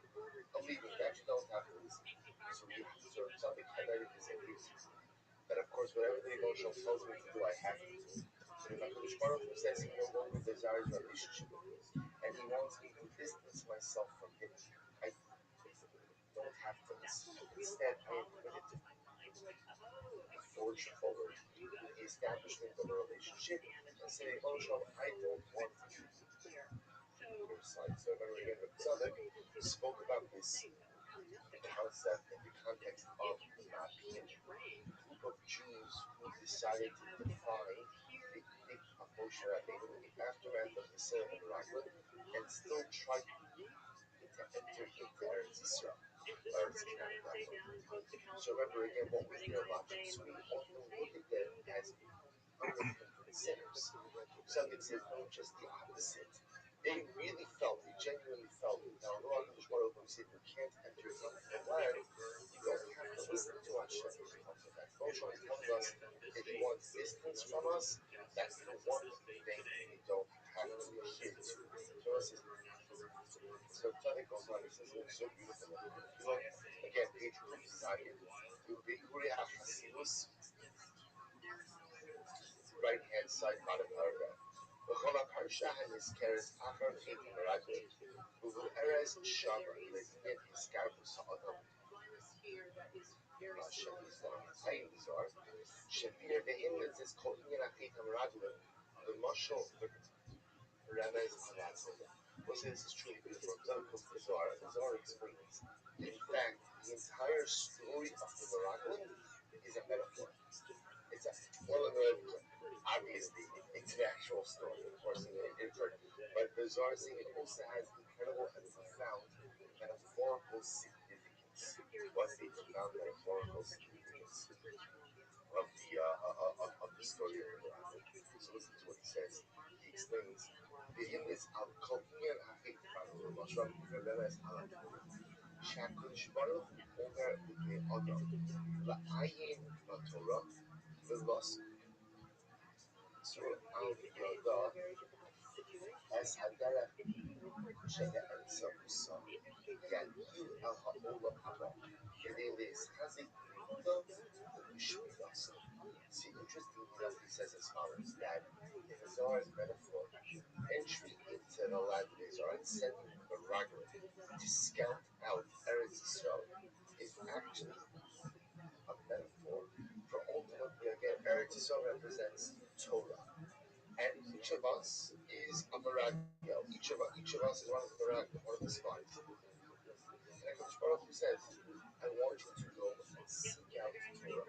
I want you to go and understand Torah. I want you to go and explore what Torah is.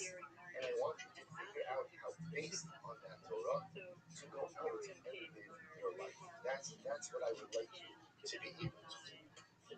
That's the significance. Ultimately, again, of the story of the See, he says as follows. This is Israel is Torah. The Ma'akim creation of us, grandchild of Israel,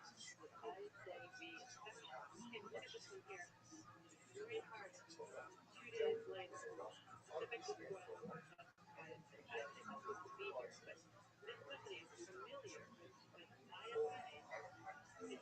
he goes on, they shape so people enter into our future. People are drinking. I want to use sorry, how did I do left hand column, graph sequence page 1. So there are those who are sorry, there are those who have proper representation. This actually is the class of the Torah. Not just the question and the second Torah, Shmir Asaditis. So I say short happens. That's something that you have to get to Torah. The Eretz Yisrael Torah.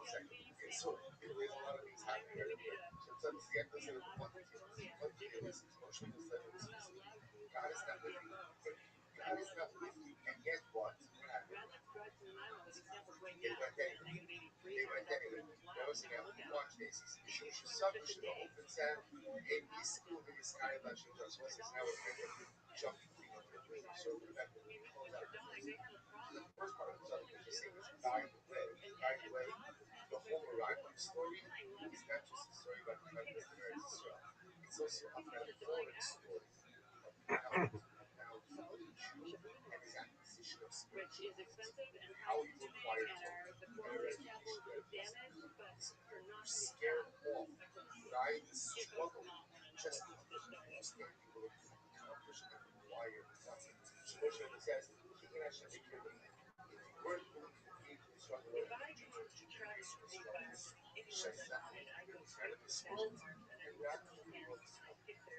now was a so remember again, there's something we were saying before, this concept of Chomash is a sacred say. Whatever Hashem tells you to do, you should do with the exception of if God tells you to get out. God tells you doesn't want to anymore. Don't listen. Don't listen. You try to escape. So remember again, when something says who is the paradigmatic example of this, the Mapil, this group, Moshe Rabbeinu tells them Hashem is not with you. Hashem is not with you. And yet what happens? They went anyway. Crazy. I will say, by the way, the Mapil story is more crazy than the Morocco story. I think it's just more crazy. The Morocco made a mistake. Dramatic mistake. Terrible, terrible mistake. Okay, but one can make the argument that they were kind of left to their own devices in certain respects. The Mapil ready to march on Eretz Yisrael the morning after the arrival of that. And Moshe says, God's not with you. God's not with you. It's not going to work. So what do you think? Right? What's going through your head that you're wrong? So Elamai himself says, what's happening over here? Sheba opens that. Hey, Yisrael is carrying Lashem Yisbarach.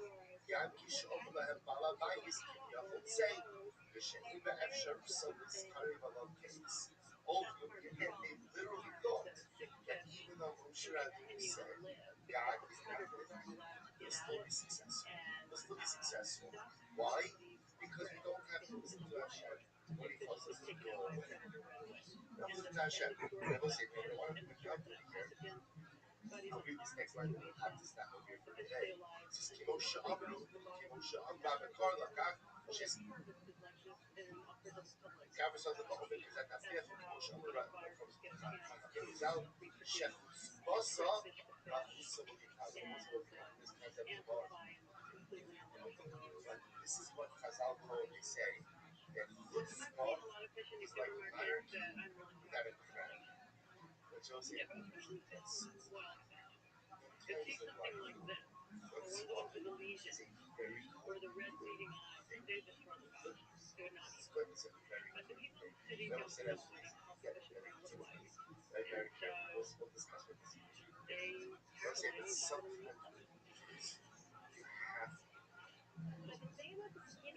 you have to get what you want. I'm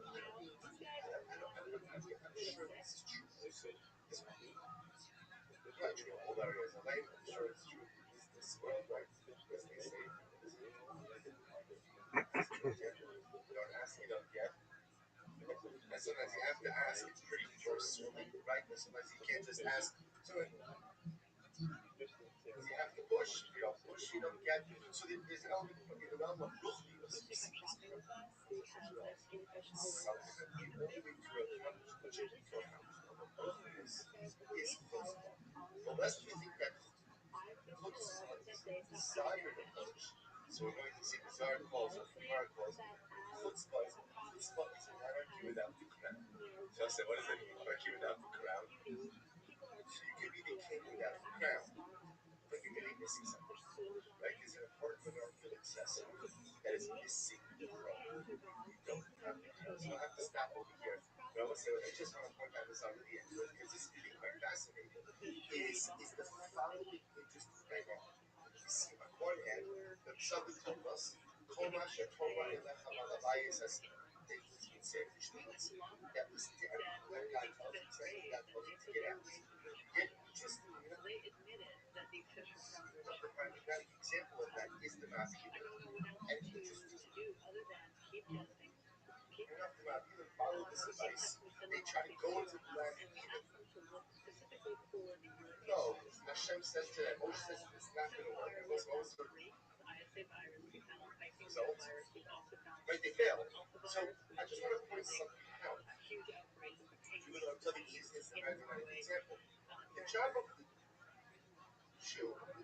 Jew is to always try to engage a control, even if the control apparently doesn't desire that engagement. But it doesn't always mean that things work out. Right? So it's almost like my job is to try to pursue constant engagement with Rothschild. But don't think that just because you always push, you get what you want. So this is the interesting question. It sounds like from themselves they did the right thing, which is a little bit mind-blowing. Moshe Rabbeinu was sitting there telling them, don't do it, don't do it, don't do it. So here's Hashem. We'll see, which again is essentially something we do, which is very important. Life Yesod is how much chutzpah is good for us, right? Which is something that we always follow it each and every day, right? How much chutzpah is good and how much chutzpah just becomes a detriment, right?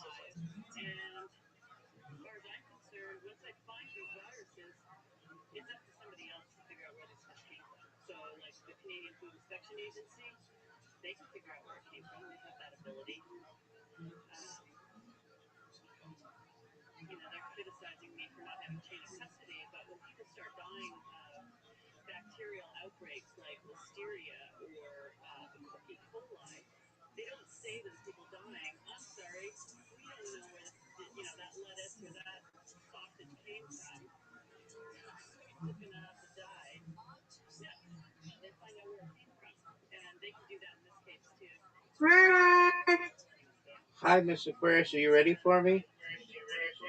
Yeah, that's fine. You got it, madam.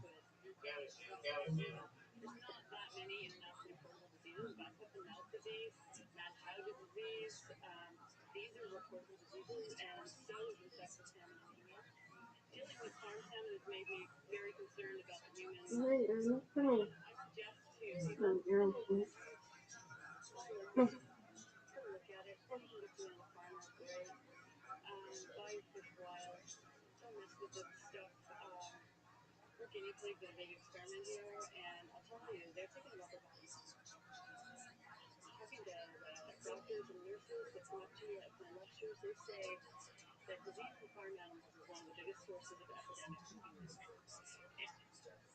Whenever you're ready. Yes, ma'am.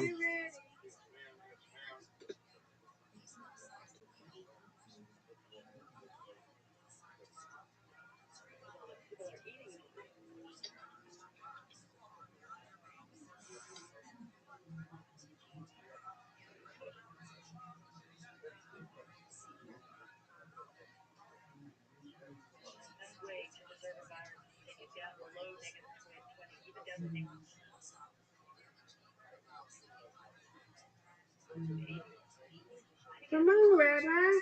Just one moment, Miss Aquarius. It's 8:02. Come on. So I can do other stuff, baby. I got other things to do. Calm down, girl. I am calm. I'm just telling you. Come on.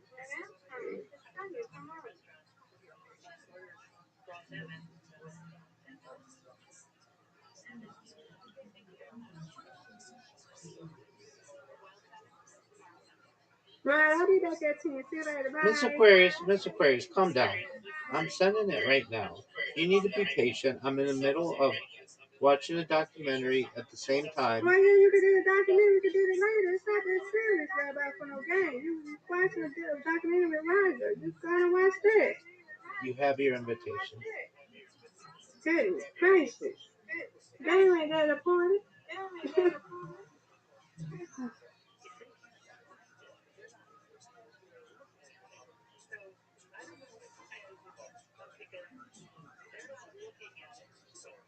Ooh, nice one. Thank you. You're welcome.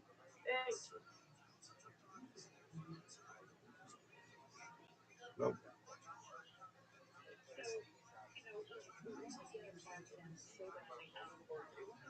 Yep. Boo. Okay, then you're gonna get it.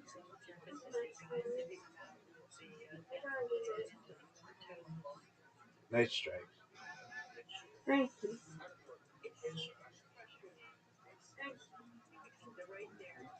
Come on.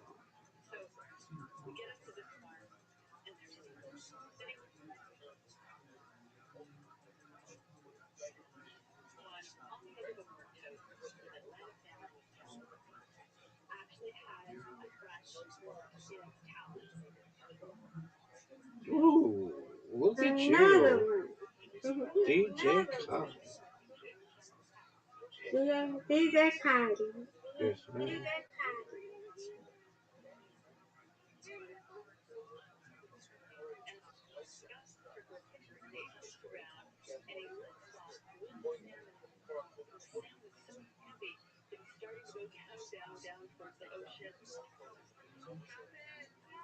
And another Wow. one. Miss Aquarius.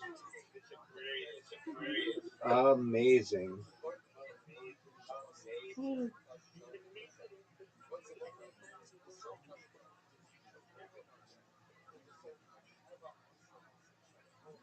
Crispy.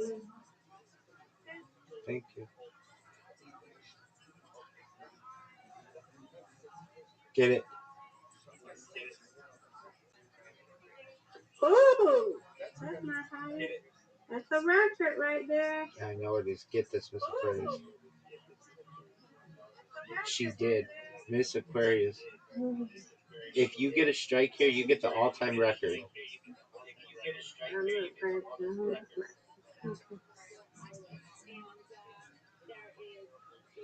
She did it!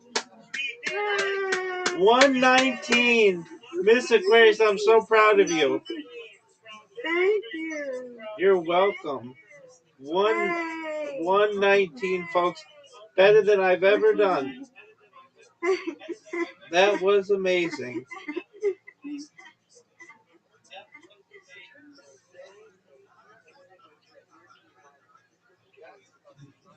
Miss Bear. I Thank win, you, you win, you win. I What win. a score. Yeah. Miss Screenshot. Screenshot is right, Miss Aquarius. Yeah, I had a screenshot there.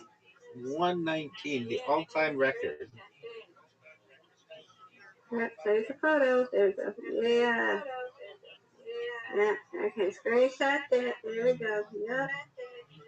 There's the photos. Wow. Oh, right. Well, I didn't want to say anything That's because I'm like, right. she's on track for the best score ever, and she got it. I know, right? Yes, ma'am. That's all right. I finally got to be up there. Oh, way up there. I know, right? Way up there.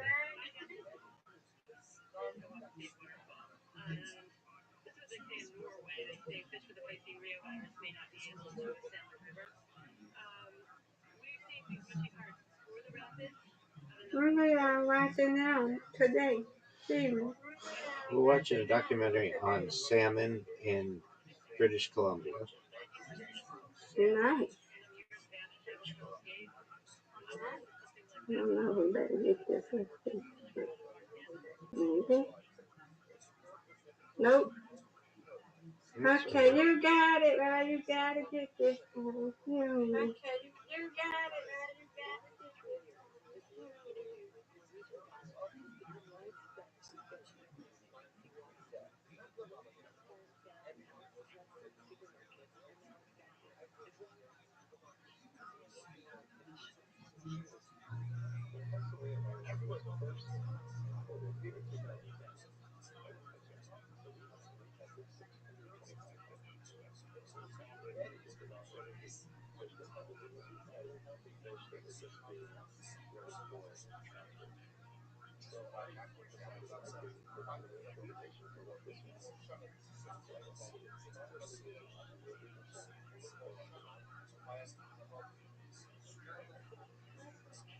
Yes, there. Thank you, madam. Welcome.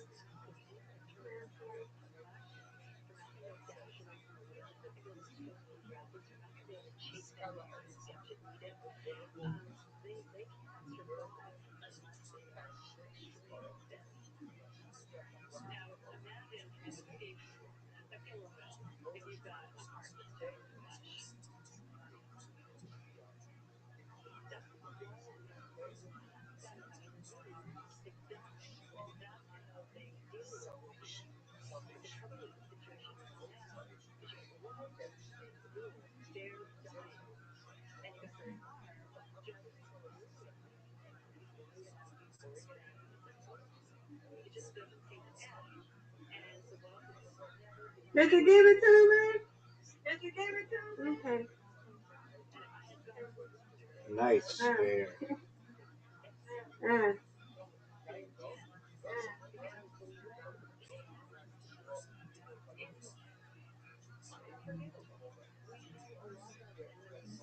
hey, Rabbi. I like it when I win and you win. Yes, ma'am.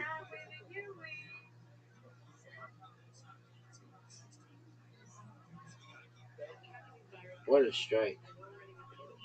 Thank you. You're welcome.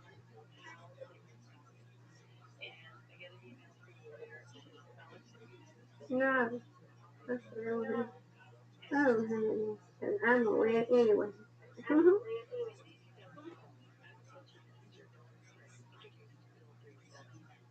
Ooh, that Nice was a bear. nice pitch. All right, Rabbi. Get it. Right.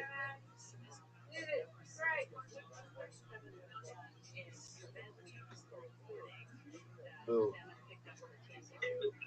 All right, you win, You win, I win, I win, you win. Undefeated in bowling, undefeated in friendship. Good job. 119. This is a day to remember. Well, that's a good number. I learned from you. I learned from the best. Wow. Great job, Mr. Aquarius. Thank you. Enjoy your document. I'll be back to go to sleep, okay? And I'll be back home soon, okay? Sounds like a plan, madam. I'll come out in here. I'm going to be home, but you know what I mean. I know what you mean. Don't you worry. Okay. All right. I'll be back. Excellent.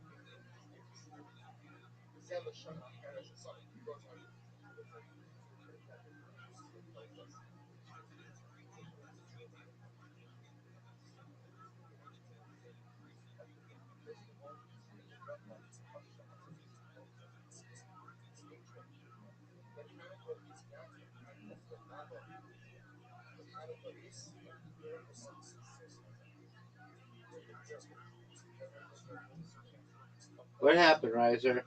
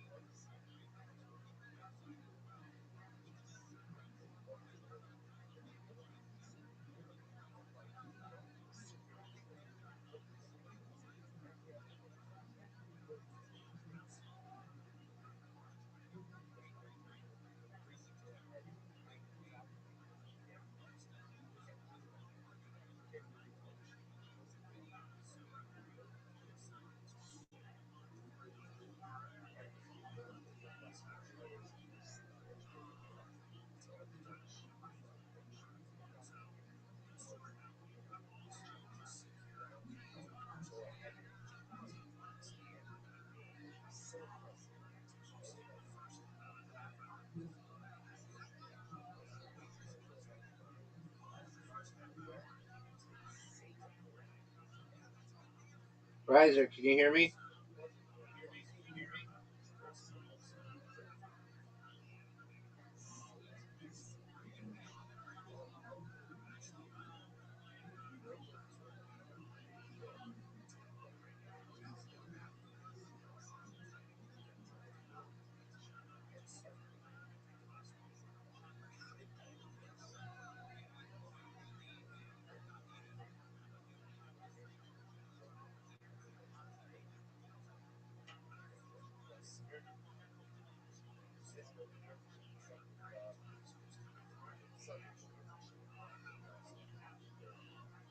Riser.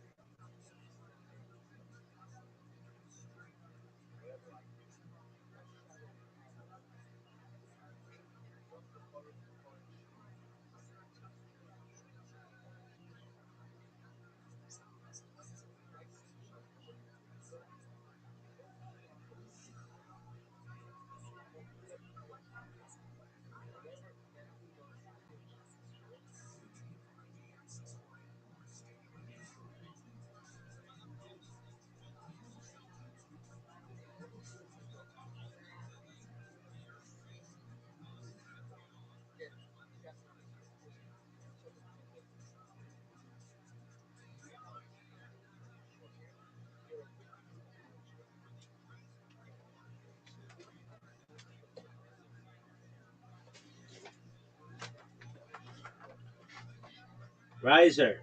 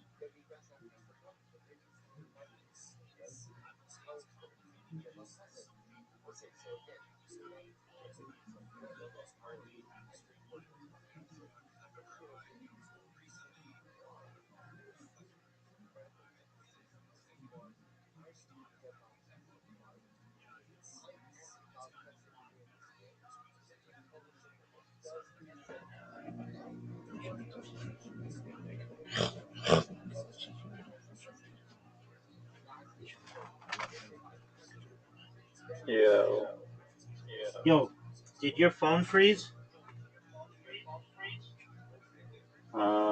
It was it not streaming? It was streaming for me. At the very end, it wasn't. Okay, so let me just give me a breakdown. Basically, there's the How Fraser, how far at the end is like the last 10 minutes, maybe. oh shit. So as I understand, Damn. there's the Fraser River, there's the salmon. They're getting all kinds of diseases and stuff in these farms, and then what happened at the end? Um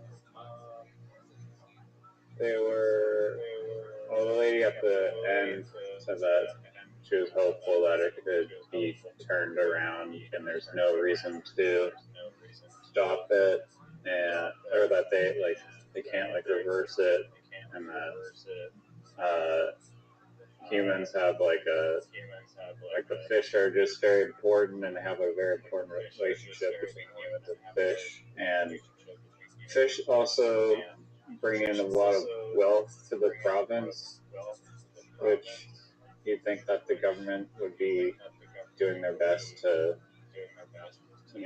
keep that happening. And I've gotten flyers in my mail of everything that the local government is doing, investing millions of dollars in each of these hatcheries and stuff to preserve the salmon. So I think there is a lot of public outcry, but maybe not public knowledge on those farm fisheries causing the disease or whatever. Have you ever Yeah, it seemed like the. Sorry, go on. have you ever been to a fish hatchery?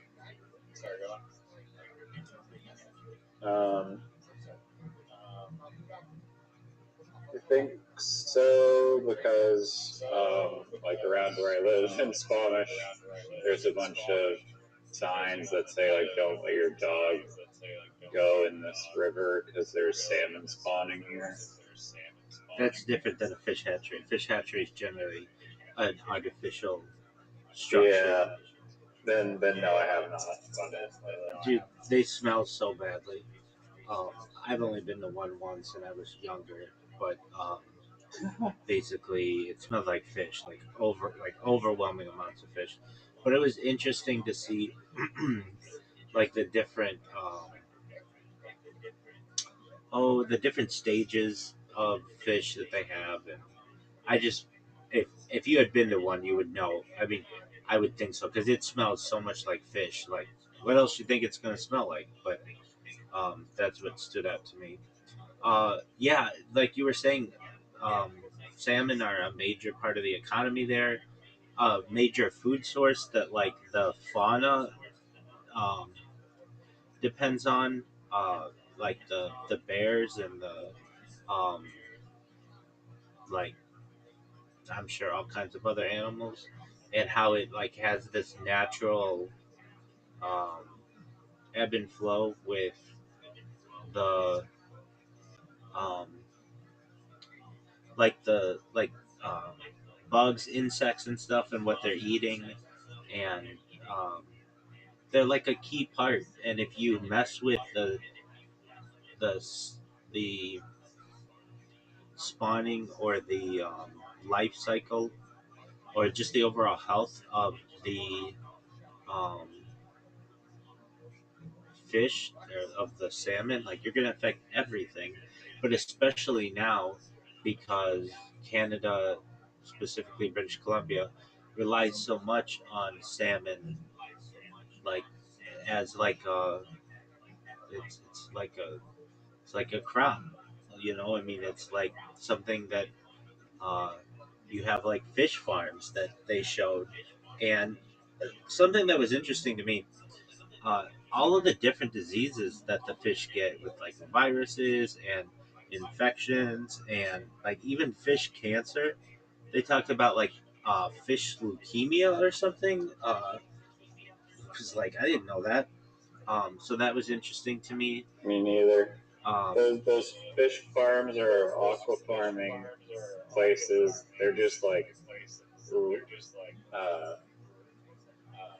rife for disease because it's exactly. like they don't swim and it's just like no predators, and that's like the sketchy thing about them. And then also like my mind was blown when they showed like how like that diseased water just contaminates like all these other fish farms around them, and then like the natural fish that are trying to swim through the water, they end up getting the disease from the fish farms.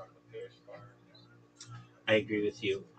And found it interesting that sick fish don't eat, and fish that don't eat don't grow, and then those fish would like end up at the bottom of the tanks, and they could get the other fish sick, and um, that was wild to me. Um, Salmon are fascinating. The the idea that their entire existence is to breed, like that's it. Like they breed, and once they breed, they die.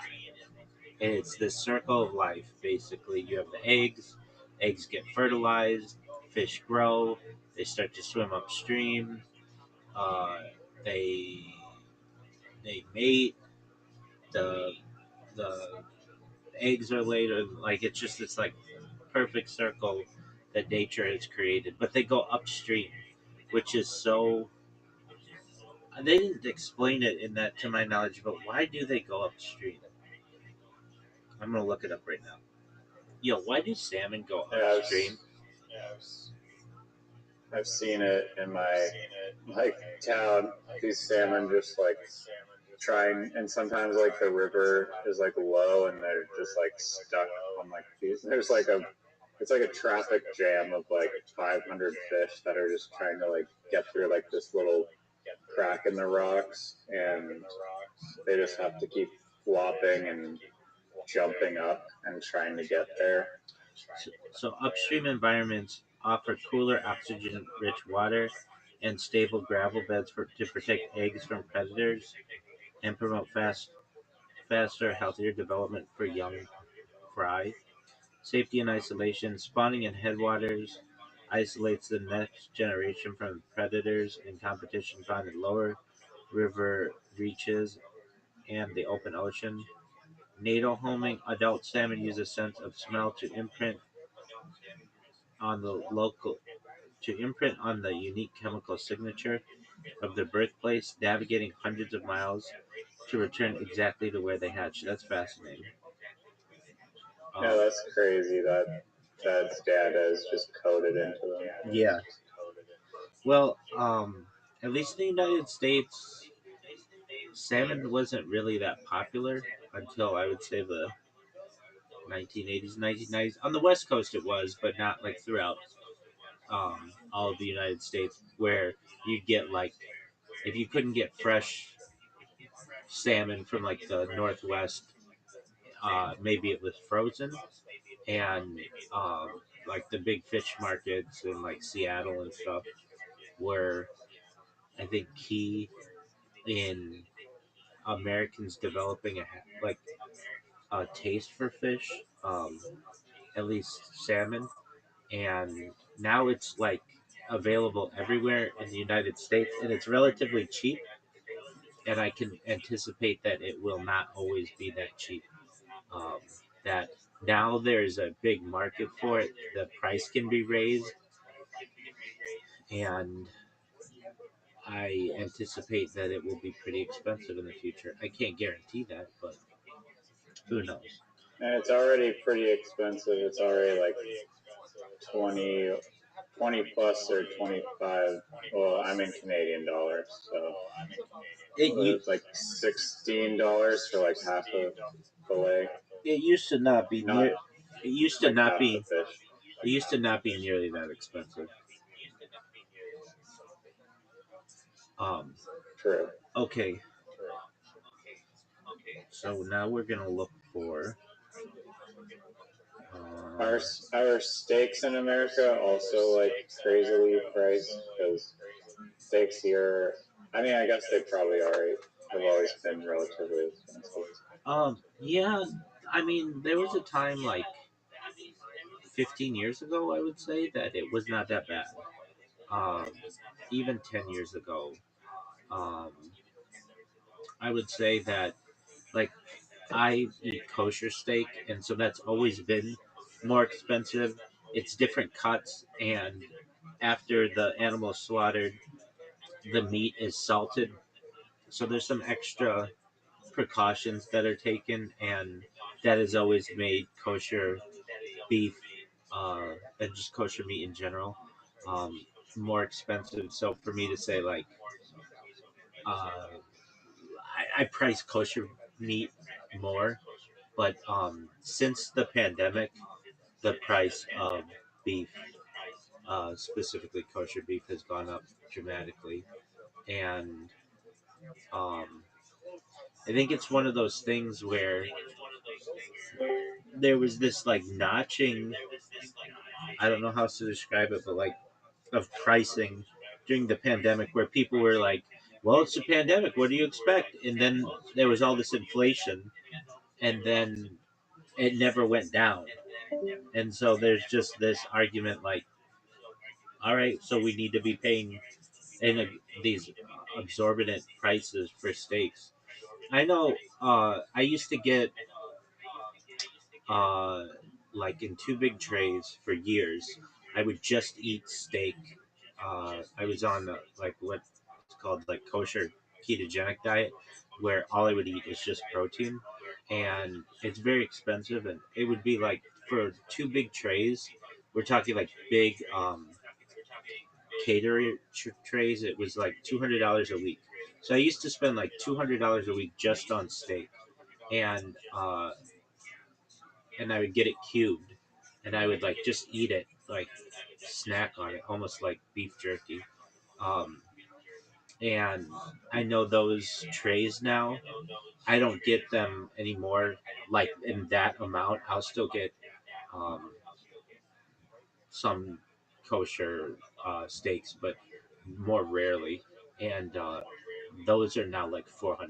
So like the price basically has doubled, and it's not like there are half as many um, uh, cows. It's just part of like the inflation argument that's made. Okay, um, so we want to see a documentary. Let me see if I can get it. Yeah, here. Let me can I just add one more thing? Go for it. We'll get to the OJ thing, but I think that documentary was like a very good example of like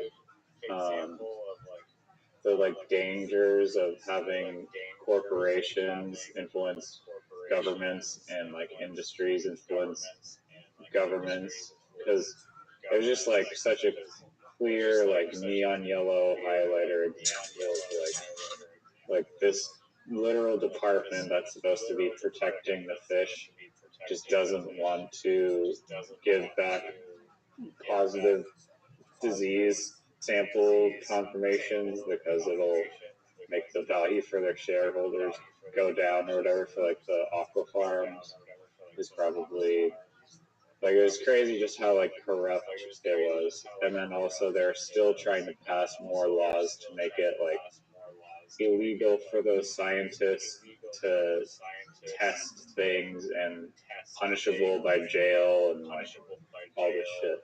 Yeah, that's right. And when it's very like dangerous, slippery slope. That's right when it cut off for me. But I remember hearing that lady say, "So it's illegal to take video in there."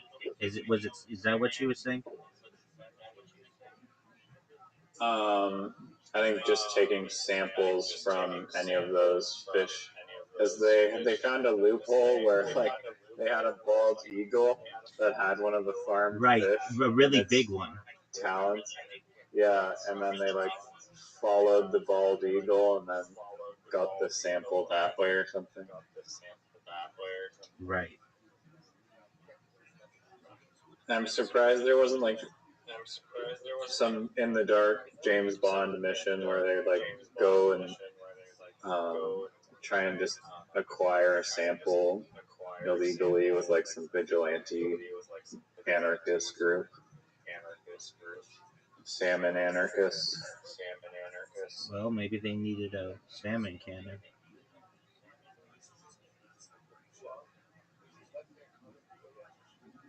That would help. Well, you can make salmon cannons if all the salmons have disease. Exactly.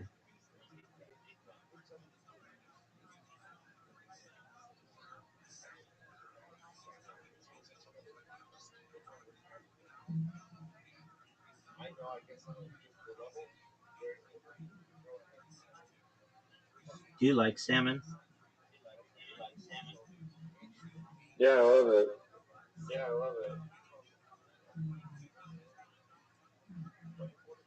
Fucking amazing. I've been wanting to get a fishing rod and then go catch a wild salmon that are like abundant here. But you need like a fishing license and a fishing rod, and or you could do it illegally, but that's probably not a good decision. But I see people where I take my dog for walks, they're just chilling in the river with like their giant, like the pants that resist water. They're the overall pants, and they're just chilling there, catching fish. And you get a nice, fresh, beautiful fish.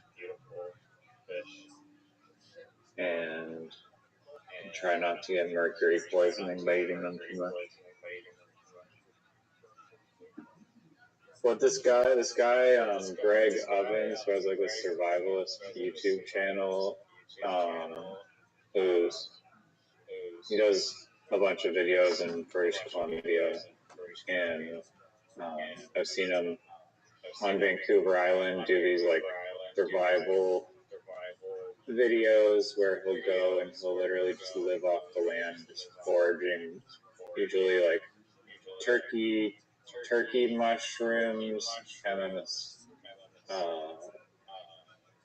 other one, like a citro something or whatever. And then he'll also just catch it. You can catch like 4 fish per day per person or something. He usually just puts them in the smoker because you can't eat them all. But if you smoke them, then it'll preserve them.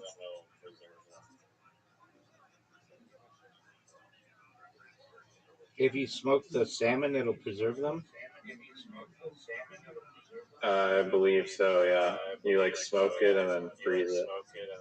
Oh, yeah. Okay, you freeze it, yeah. What's that sauce? There's like a white sauce that they put with salmon that I really like. Let me look it up.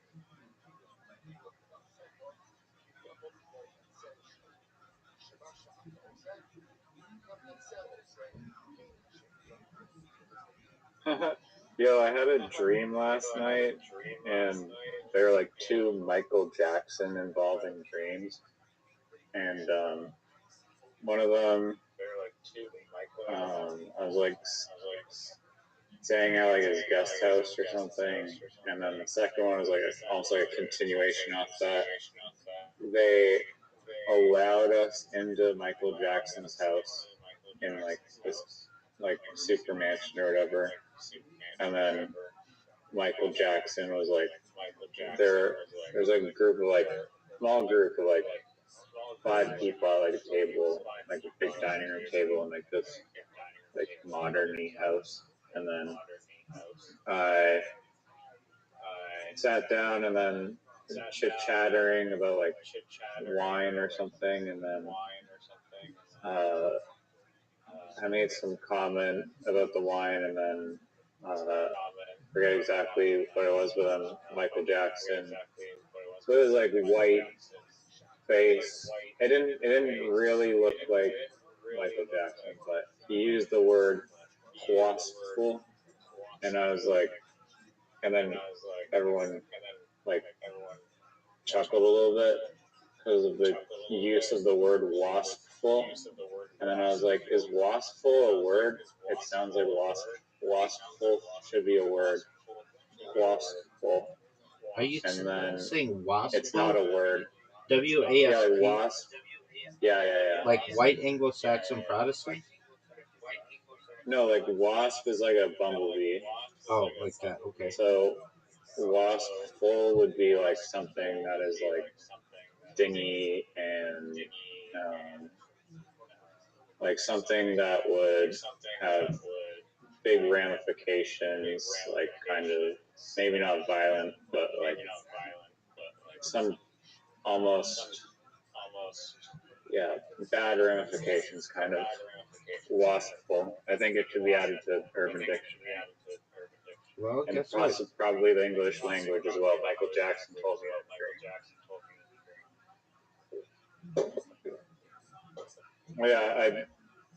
I see the white Anglo-Saxon Protestants Wikipedia page, and I was just reading that. Yeah, I mean, I don't want to be like, it's Protestant, not Protestant.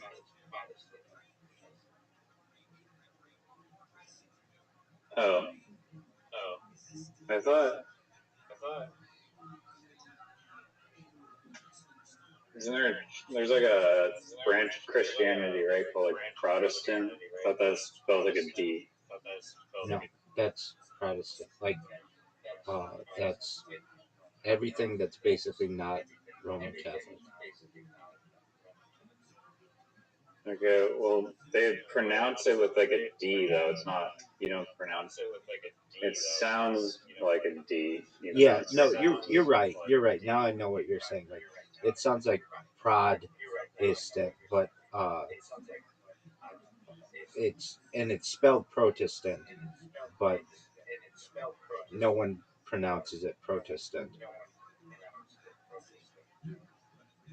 Yeah, no, I thought they were talking about like some protesting thing.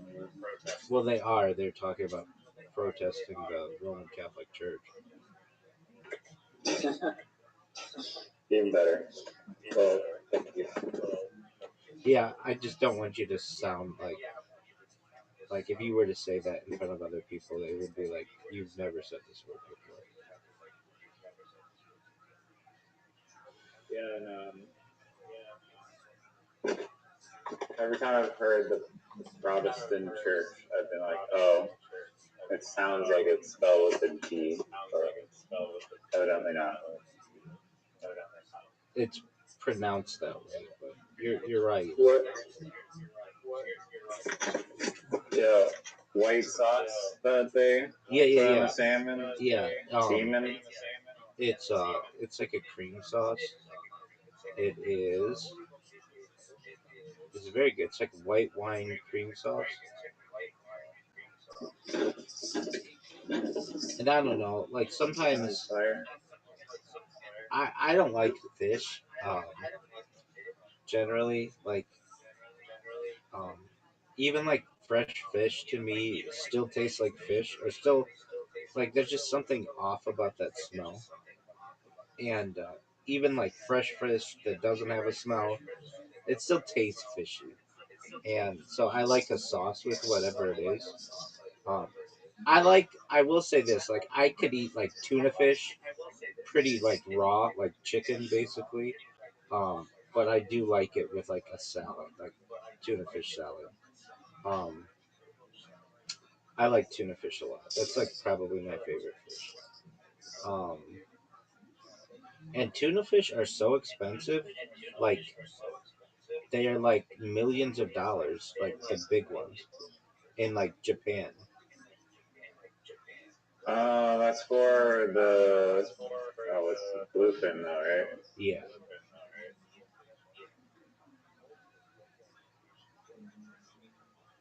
Yeah, it's still a shitload of money for a single fish, even though they're like just giant. they are giant, but still, like that's like a house, like for like hundreds of pounds of meat. Um, Yeah, there's this. I think it was a. I'm pretty damn certain it was a documentary that was talking.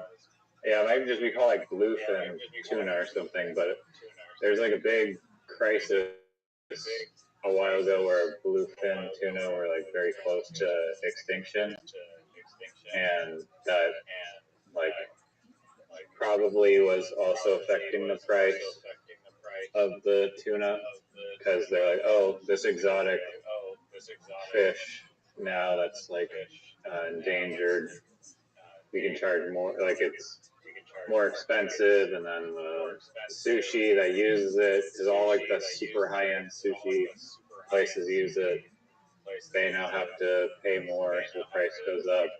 But I think Mama Riser said that the numbers were coming back, but it almost creates like a bad cycle where like there'll be like illegal fishermen that just don't give a shit about the no fishing regulations, and they'll just fish the hell out of them because every single fish that they get is $1 million.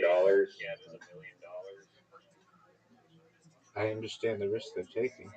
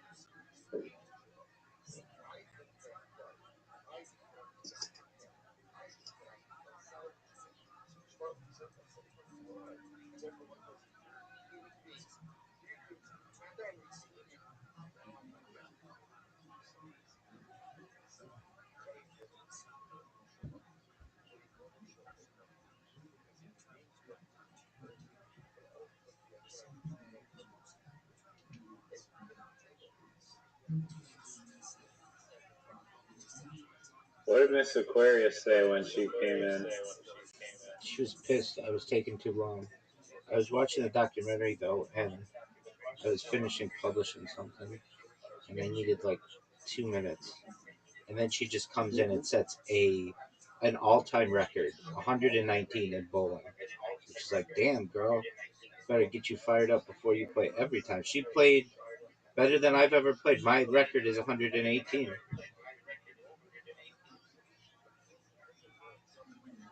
That's crazy.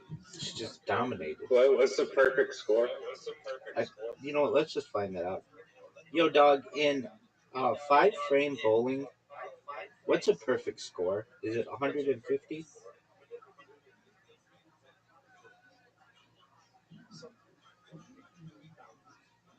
Yeah, it's 150.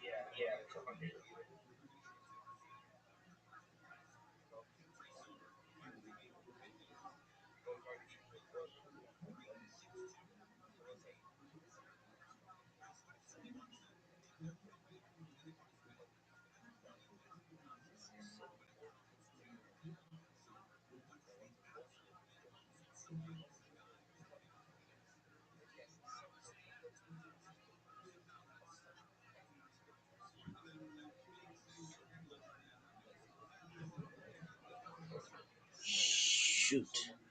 I was just thinking of something. Forgot.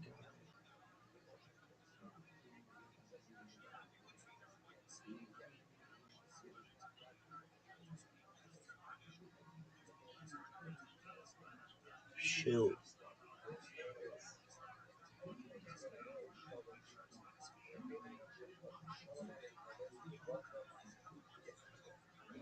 I don't think I'm gonna remember it.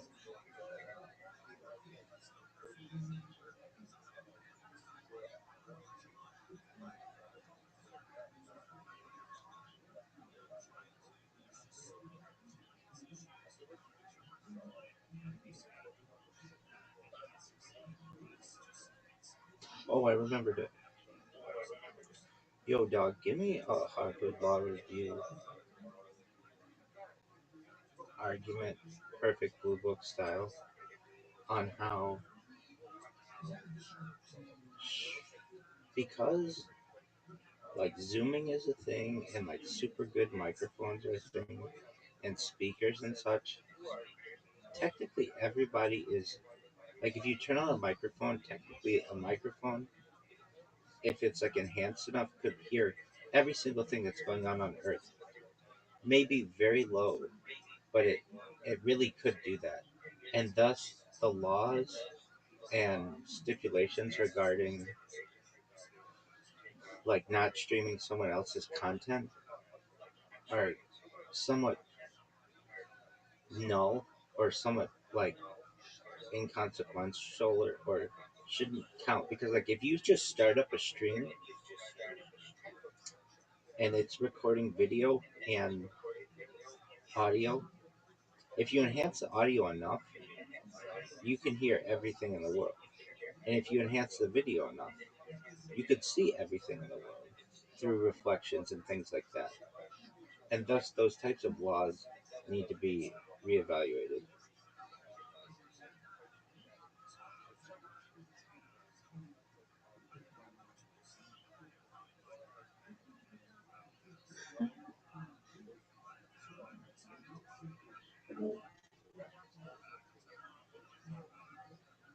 Yes, I'll be back in 1 minute. Just gotta call someone.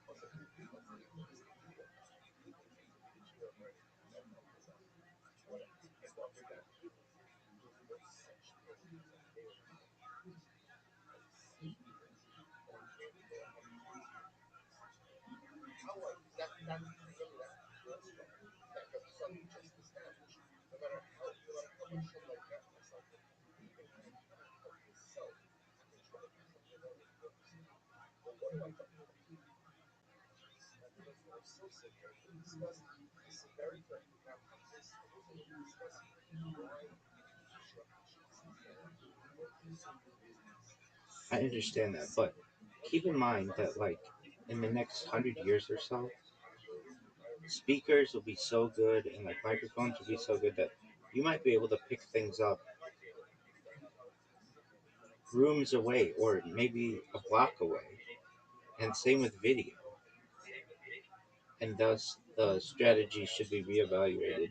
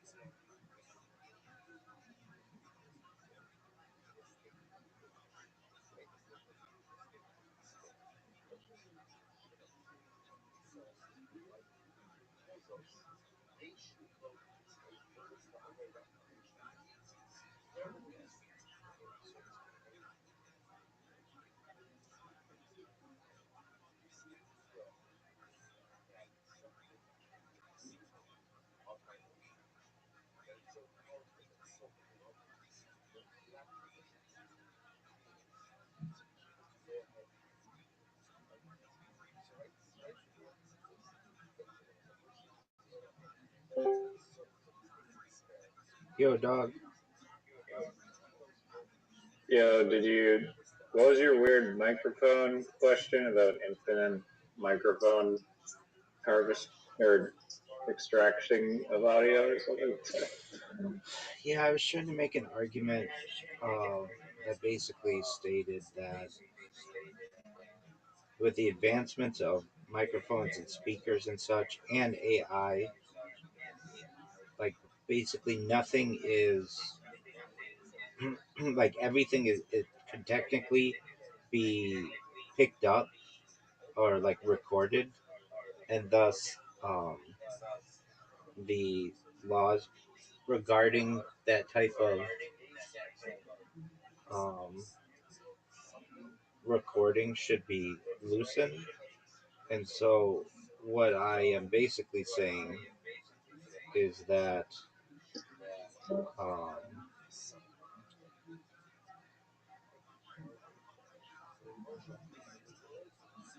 I'm saying that ambient capture is what it's called in the age of far field sensing, a use based framework for copyright and privacy. Um, so basically, as all of this technology improves, like the law needs to be updated because for someone who has a stream like mine, I'm listening to this like we watched that documentary on um, salmon, and if you were to watch my stream, I'm the main character of the stream. It's not the documentary on salmon. If someone's watching my stream, they're watching it because I'm on stream and my behavior and my reaction. But if you go by the current law, the fact that the audio might be picked up by my microphones can mean that I can get a copyright strike.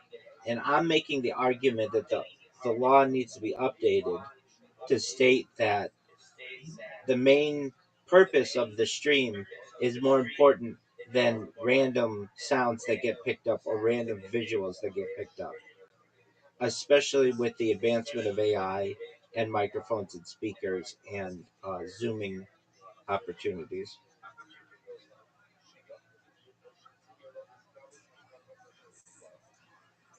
Sure, yeah.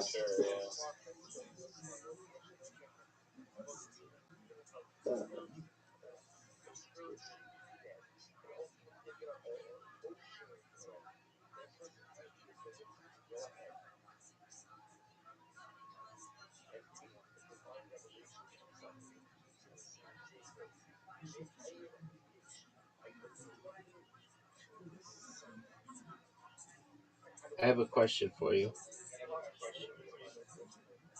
Are you ready to lose?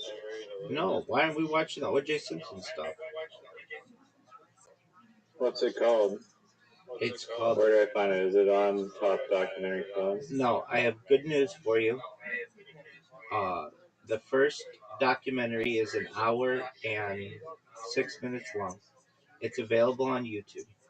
The second piece of good news is the other piece of evidence that I want you to watch is also on YouTube. However, it's 6 parts. but it's not. They're not all an hour each. They're like 30 minutes each. So Summarize it with AI. I'm not watching 6 hours of OJ. it's not six. Bullshit. It's not 6 hours, dude. All in all, it'll be like a little more than 3 hours. So just calm down. The name of the documentary is called O.J. Simpson, the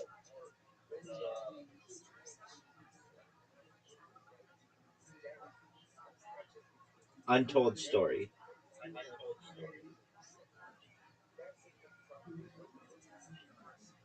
If you want to know the exact name of what it's called on YouTube, It's on YouTube. yeah, everything is on YouTube.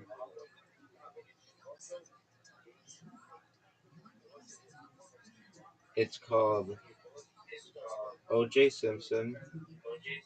Type in BBC and then dash O.J. Simpson: The Untold Story. It's like an hour and 4 minutes, or hour and 6 minutes. It's by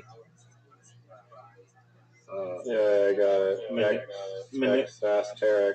Which one? Minerva B. Wells.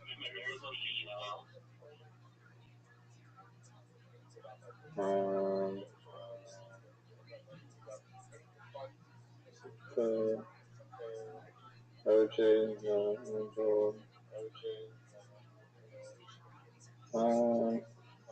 Mine has a different channel name, but it's BBC, the OJ Untold Story one.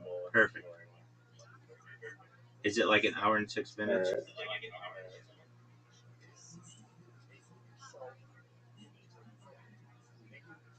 Yeah. Excellent. Alright, I'll put it on. This better be good.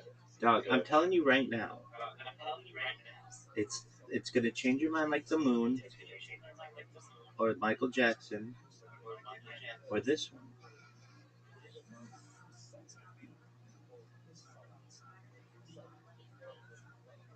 And keep in mind, this never aired in the United States.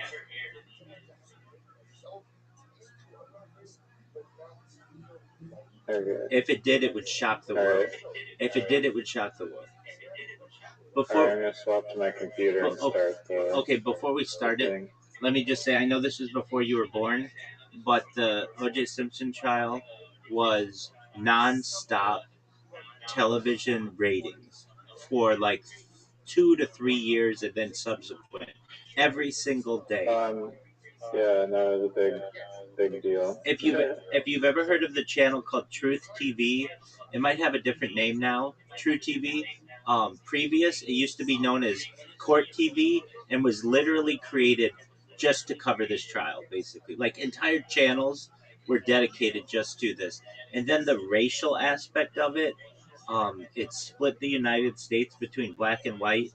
If you were to ask black, uh, um, if you were to ask black people who are like African American people who watched the trial, many of them thought that he was innocent, and do the same with white people, and they thought he was guilty. It cut along racial lines very closely, and um, what we were told I mean, just like you already know, like it's a punchline. Once something becomes a punchline, like, oh yeah, Michael Jackson touched little kids, or oh yeah, of course O.J. Simpson did it.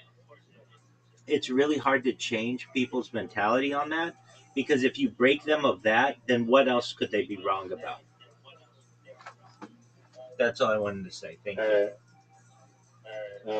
I'm gonna switch to my computer and start it. Baller.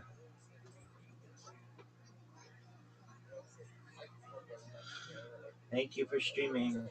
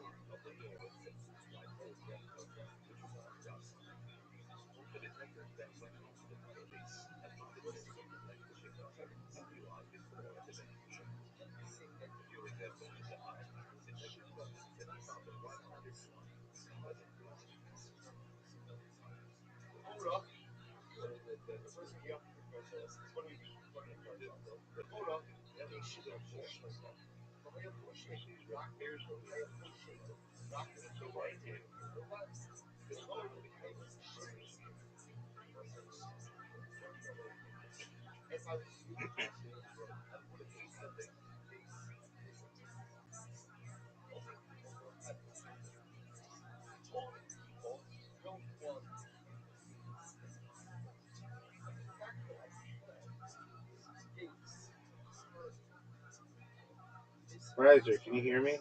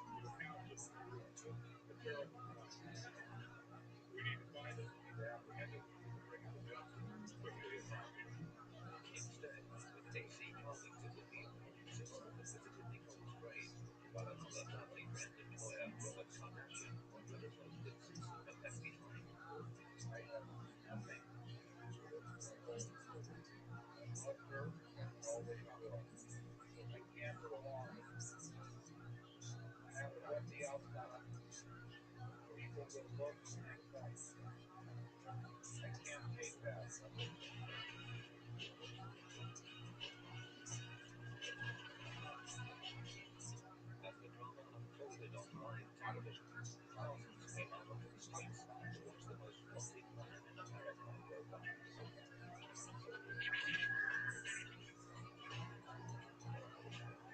As the Rothschild headed back to his house on Broadway, Simpson felt the government never. A SWAT team was formed and given their orders.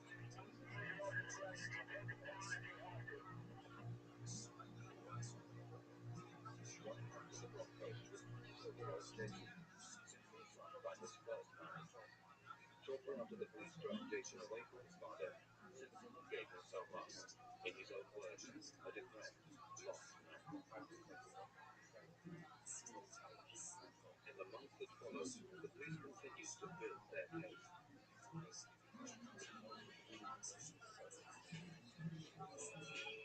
They believed that Simpson had driven over to Dundee and had either stalked Nicole or been driven by Goldman's arrival into a fit of jealous rage. The detectives believed that he had then brutally murdered them both before driving back to his home, spreading blood in his Bronco as he left. The Bronco was a key crime scene in its own right. Rod Engler examined the vehicle when it was taken apart. When the detectives approached the white Bronco that was parked outside of the Rock and Camp Street address, there was a transfer of blood pattern on the Bronco door that was consistent with the bleeding left hand of O.J. Simpson, less than a half-inch wide, a little over a quarter-inch wide, consistent with when he reaches out to touch it, that to open the door. And that pattern is also consistent with the pattern on the inside of the door well, where you open the door to get out.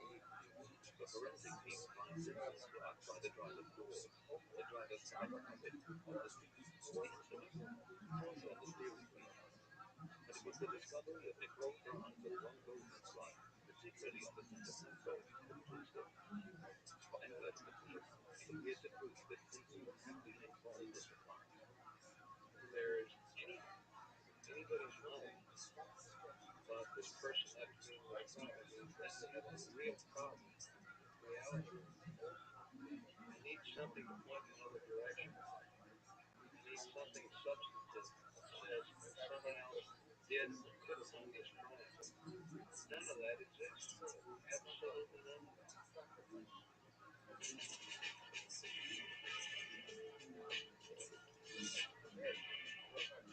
For the police, a crime scene evidence showed that Simpson was the murderer.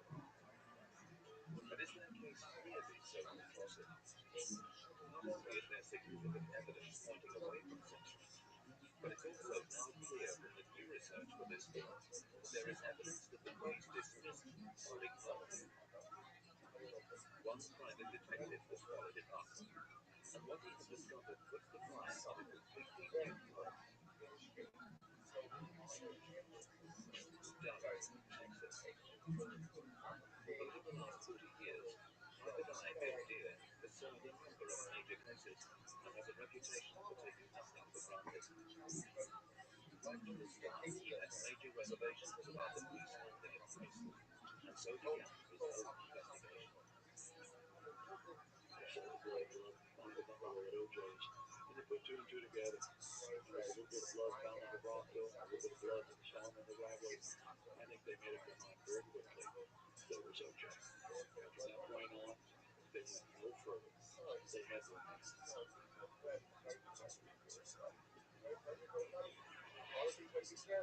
I felt it in my mind, maybe, just maybe, there's something wrong here. Maybe I can't hold the store. Bill turned the case over to Chief Chris Stewart.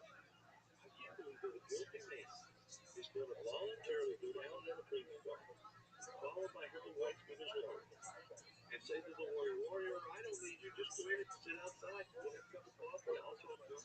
And I just told two people, somebody like Rothschild, allow himself cross-examined, ask questions, photographed, fingerprinted, everything that they do in this case. The case is too complete. That's the Bible algorithm. It's too tapped. looked at us and said, I've got to know the truth. They was dealing with our gun doc in Los Angeles to examine the crime scene for himself.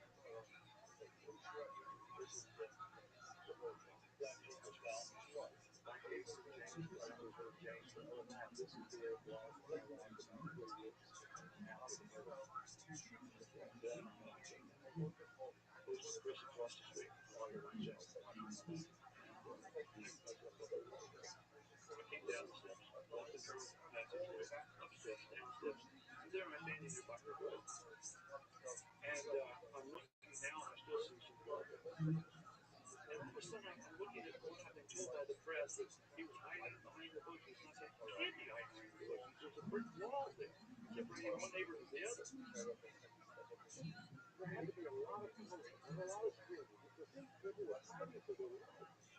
Ron Coleman was a young man hiding for his life. He was clearly young and didn't want to die. That's clear. He was playing behind their children. And he said, one of the things that really bothered me all along, I'm a father. I'm a single parent. I couldn't wait to picture myself coming here to the house, even my ex-wife would come after me, and leaving my two minor children to walk out and see the mother of the four lying there with her head nearly decapitated, and Ron Coleman laying against the bed, bleeding all over the place with his eyes wide open.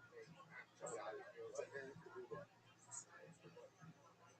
The other thing that was funny is the people that we talked to, they all said to me, did you know that O.J. came out at the sight of blood? A weapon such as a knife is a weapon of choice. O.J. could have done anything other than use a knife if he was afraid of blood. If he was going to use a knife, only to be cutting somebody, he certainly wanted to see blood. They arrested O.J. right after he came back from the trial. To me, when they examined him, there should have been some bruises on him that were indicative of a knife. But then did. It was indistinguishable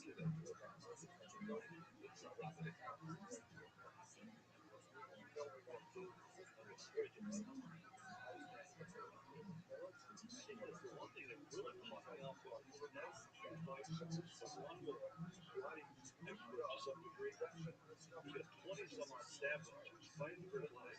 He's got bruised knuckles. There's marks on the bottom of both his tensions. There's a mark canvas top of it where he's trying to kick out, trying to defend himself from karate motions with the defensive posture that he's been taught. Joel, you had a chance to look at some pictures as much as you could. That even trained from yes, but John did that the very Bill wants John to show you how he makes the promise. Very, very true.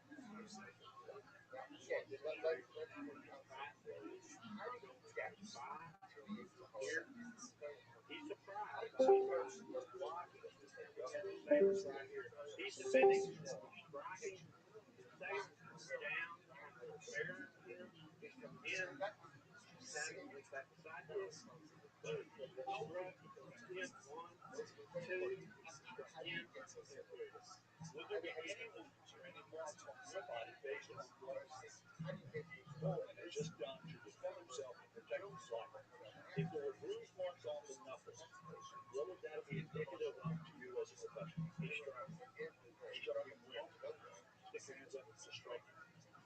I would say there would be striking here into the facial area.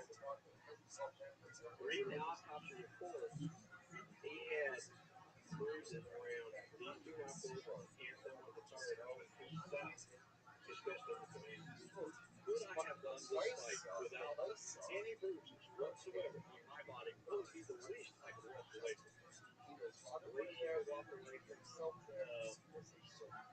maybe a black eye, some bruises, maybe even broken ears. Just like since the big combination of the off to the knuckles, those interesting bruises would be it's just one thing. There is a broken jaw from the September of Chicago. Forensic pathologist Dr. Bernard Spitz, he's the photo testified in court against Stetson. What they were working with.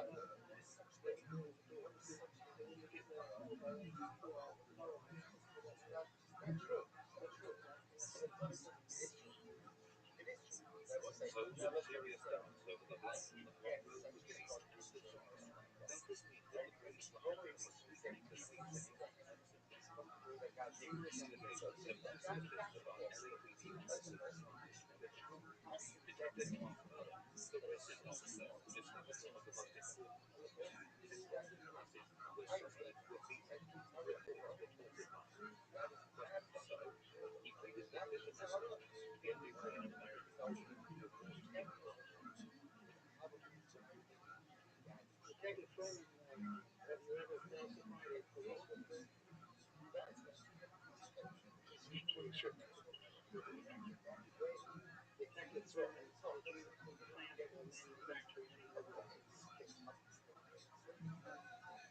a certain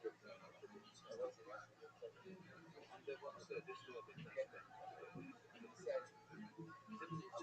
also evident that some of the blood taken by the police must have been had lost. They discovered that all the main blood samples were taken away by qualified police. The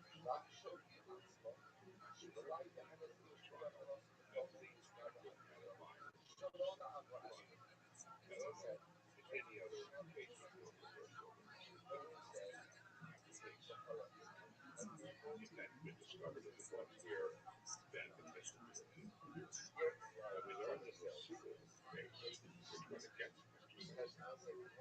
Nevertheless, we know that that same senior detective had gone to the coroners and received samples of the victim's blood.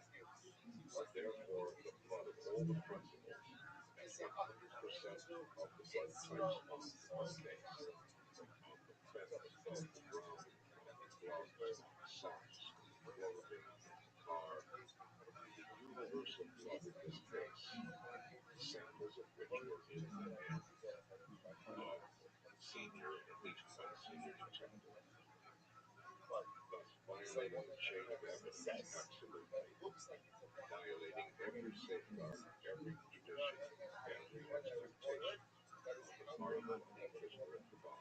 Not admitted freely, but dug out by a highly active, aggressive defense team. So despite simply blood at the scene and his lack of an alibi, there are now detailed doubts about the evidence that all three of them have seen. When the verdict came, America stopped and watched, and the results split the nation.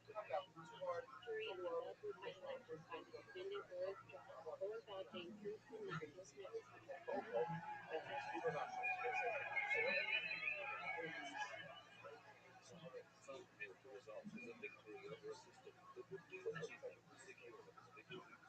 His defense team believed that there was a wider pattern of police corruption. Whatever evidence may have been stipulated, a year later Nixon faced another trial, this time in the civil court. In this case, brought by the victim's fathers, there was new evidence emerged. The main set of believed the prints by the bodies of young Clark and Lear was made by a stylus with no likely sheet, of which there were only 300 pairs sold in the United States. Simply denied the evidence.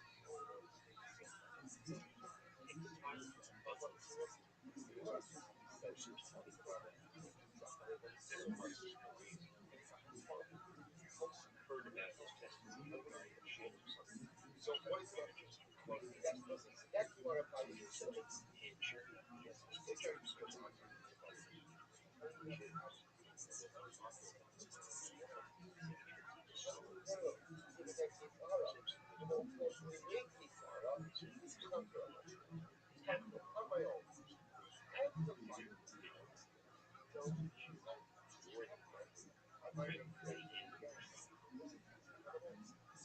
Another photographer,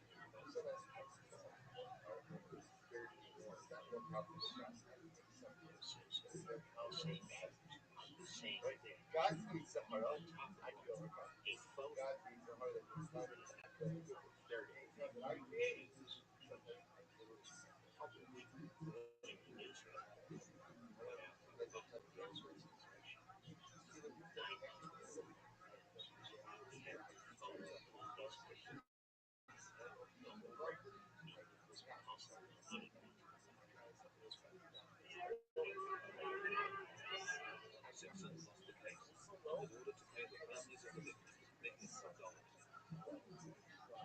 The plaintiff's lawyers had successfully argued to the civil trial jury that Simpson must have had no likely shoes. So could Simpson have been at the crime scene with or under someone else?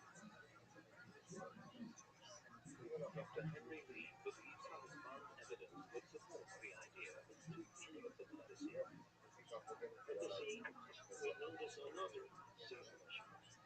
Also, we generally realize that it's a small space of material. It's no water. It's water. Once you dig it, material, it's not a random deposit. But often it is told that none of the shipmen of the police officers or other officials of the scene matched this parallel line design. It could be a second person. Another suspect? It's a possibility. Could be a witness? Another possibility. Simpson's defense team also unearthed a third possible suspect. This time leaving the scene heading on the Bunny Drive. So is there an explanation that makes sense of all this evidence that points away from Simpson as the killer, and yet explains the footprints and the blood at the scene? Private Eye Bill here thinks he has some answers, and tonight reveals his findings. From watching the trial from the back of my mind, he came to the crime scene. And to me, he came after the crime scene. Deal wondered whether anyone else could have killed Simpson to go to the police. After investigating other possible suspects, he ruled in on just one, Simpson's son from his first marriage, Jason. Then I picked up on call my source. I said, find out if there's any record at the police department of Jason Lamar Simpson ever being interviewed by the police department. So this, they never. She really telling me they never interviewed him? Never interviewed him. So I said, okay, I gotta look further. So I go down to the city. And I look up criminal records. I found that the day of the murder that Jason Lamar Simpson was on probation. He had discovered that Jason had been put on probation for a crime committed on an entire full gold bag. He also found that Jason had other speech, including drunk driving. Numbers great. The evidence that he shall see kept on missing gold bag. Witness me about it. Said he looked close by the room and one day he called in and said, I'm sick. And so the other witness said, hey, I saw Jason at a basketball game. Next day, Jason shows up and says, I'm back to work now. I think I'm going to quit. And I want to pay for being off. The assistant Paul said, no, I'm not going to pay you for being off. You're the basketball. He said, you're going to pay me. I said, it's close to the line. He said, you're going to pay me. And Paul said, no, I'm not going to pay you. And turned to walk away. Said all of a sudden, Jesus was running behind him, waiting for the back of the truck. Still there, Jason stalking him at his place. Next thing you know, he reached for a knife. Sticking out the check on her. And she said the police were called and said Jason was arrested. And charges were filed for the weapons report. She said that the charges were lowered to misdemeanor, but he was to a fine and placed on probation. After many interviews with Jason, he had discovered that he could probably slip and free of bondage. At age 15, Jason had even connected with his father, the baseball player. Here,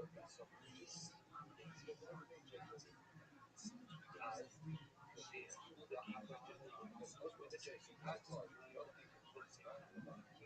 On the night of the murder, 24-year-old Jason was working as a chef at Jackson's restaurant in Beverly Hills. He didn't know whether he would ever pretty well like it, if I remember right. And as like most chefs, he had his own talent. Because I remember doing it all the time. According to the police, Jason did all the time alibi. He was cooking to everybody. His family said he was with people that worked for him. They were with him at his time. He was eliminated in such a quick point. Well, I've always taken positions and never seen hell verified. So I went to the restaurant. I ended up talking to the waitresses, and I said I was in on the 5th. I think it was the Sunday before. They said, well, I said, you can't hurt anybody here. She said, yeah, we were looking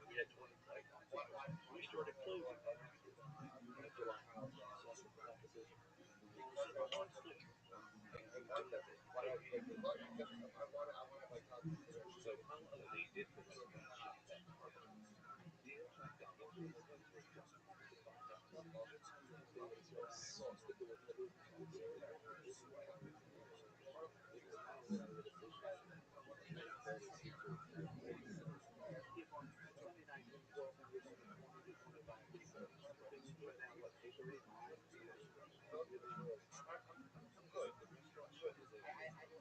we could get Jason in on the phone. Jason himself was given an account of his for the night of the murder. He stated that his girlfriend, Jennifer Green, picked him up at his car around 10 to 10:30 and they drove to her apartment. He then dropped her off. Well, he watched television until 3 a.m. To verify Jason's story, his girlfriend's testimony would be recalled. Deal tracked her down to a Rothschild store in West Los Angeles. I took her in 5 minutes to the girlfriend, Jennifer Green. I said, look, you're the on the night of June 12th. Absolutely. She said, well, I was supposed to pick him up at 9:30, so I got there right at 9:30. And he came out and set up for a few minutes. He came out a little before the door was broken. So what happened then? He said, well, he came out. Carrying anything? Oh, yeah, he carries his knife. I said, you're talking about a chef knife? Yes, a chef knife. He got to the Jeep, pulled right to my house. We got out. I went upstairs to my apartment. I said to him, I was there, it was with me till after 11 o'clock. The true story is that Egyptian died. The times were different. And Jason stated that he never went up to her apartment. But Jennifer wasn't home. The deal verified till 9 o'clock. The camera showed the time we left. We left about 9:45. It was about a 5-minute drive from Jackson's restaurant to Jennifer's apartment. And a further 15 to 17 minutes to drive to Nicole's house on a bumpy drive. So Jason could have been at the bar scene at around 10:15 midnight, which was the earliest the police believed the murder could have occurred. With doubts over Jason's alibi, Bill Deere continued to look into Jason's past, and in particular her previous girlfriend, Dee Dee. What she said astonished him. For a couple of years, Sandy, this is what Dee Dee told me. I dated him for quite a bit of time. I liked him. But he had the Dr. Jekyll, Mr. Hyde personality. In fact, he tried to kill me. I went home one night, and Jason was mad. I picked up Chinese with him, and he threw it at me. And I ran for my life, and he jumped on me. He had in his hand one of his shovels. Took him there, and reached down, and I thought he was going to kill me, but instead he took the knife, and he cut off all my hair.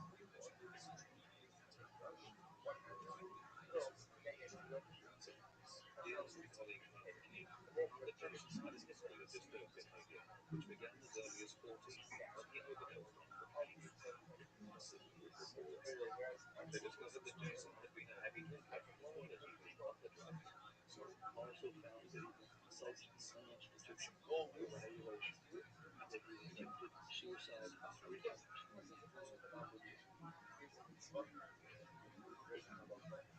One of Deer's methods is to go through neighborhood rubbish. After examining Jason's rubbish for some time, he discovered that Jason was consuming a lot of alcohol and that he was taking methamphetamine. Dale had usually prescribed for seizures, a condition called rage disorder, and should never be taken without a doctor. A doctor further research. They found that just 6 months before the murders, Jason said that he was losing control. Deal then discovered that Jason suffered from a condition called intermittent rage disorder. And because the murders showed signs of being rage-killers, Deal wanted to find out where someone with the condition could behave. What is the worst is the person who is overly be very, very careful. That is for what they would consider good reason. They may have a state of extreme rage, frequently that this is associated with a seizure and disorder medication that's usually used is what attempts to control seizure activity. Jim, let's talk about your murder symptom. I know from a previous call from the suspect is difficult. He called and said, why are you not taking your difficulty? And he said, stuff was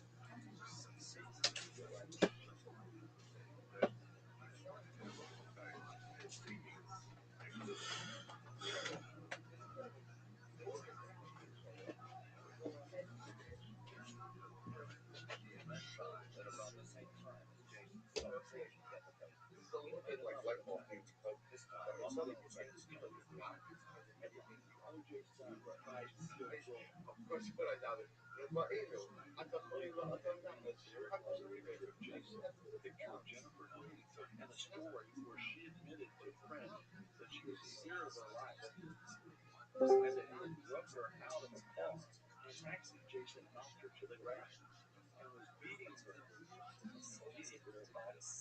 there. He had his hands around her throat as though trying to choke her to death.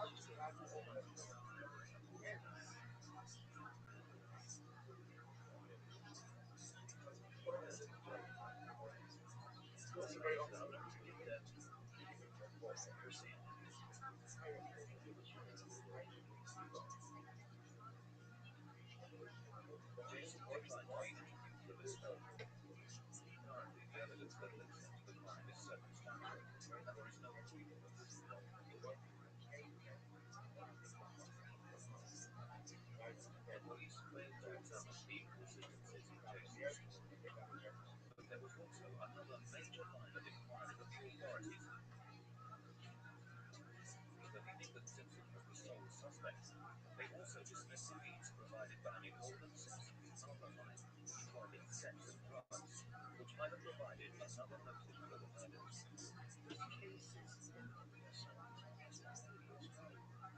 Drug usage is like feeding. It's like coffee. So the drug issue is there, no question about it. And the range of the way the homicide took place would also lead a reasonable person to conclude that he's got to put somebody randomly to do something else. During the year of her death, Nicole and her friends were moving in drug-related sales. Metzger's restaurant was widely rumored to be a place to buy drugs, and Ron Goldman was alleged to sell them. What's more, just a year before the murder, Goldman's friend and nightclub owner Greg Otto was killed in a similar savage knife attack, and other waiters working for the Metzger chain were murdered or went missing 18 months later. Simpson was also known to take cocaine, so rumors of Nicole's involvement with drugs provide an explanation for the murders. Author Donald Tree believes it may shed light on Simpson's presence at the crime scene and his strange behavior. I think this is a drugs murder. I think Mr. Simpson basically, I think his guilt is based on how much he killed.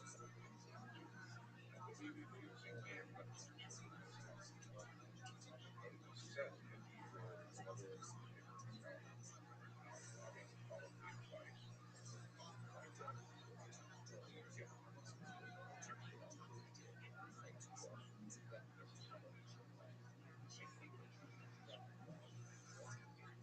and the context of the murder, what he does say and what he keeps it from everyone is that to really clear his name, he would have to speak of what he knew, and that involved drugs and all sorts of things that perhaps are more painful almost than being involved with being murdered. And from this early world of drugs, there was a major lead which even the police wanted to investigate further. But the district attorney's office dismissed it as pure fabrication. Just 5 weeks after the murders, a story surfaced which showed that Nicole was being stalked by someone else. Police in Newport Beach, just south of Los Angeles, sent out a press release. It stated that they had convicted a man who took a car of Simpson's then-girlfriend, Paula Barbieri. When they arrested the man, named Bill Mars, they also discovered that he had handled detailed surveillance on them both. So if Nicole was being stalked, could this be part of a conspiracy that led to her murder?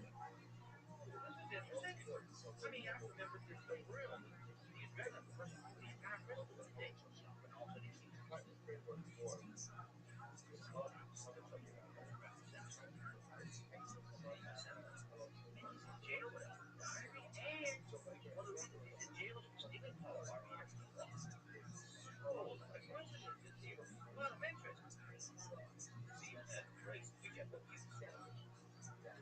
Why you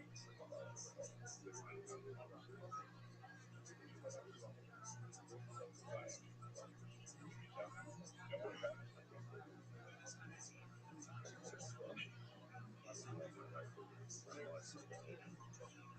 Don't worry about it. Los Angeles police took Mars's story seriously. They sent one of the most experienced murder detectives on the case for 20 years to check it out. Certainly brought it down to the fact that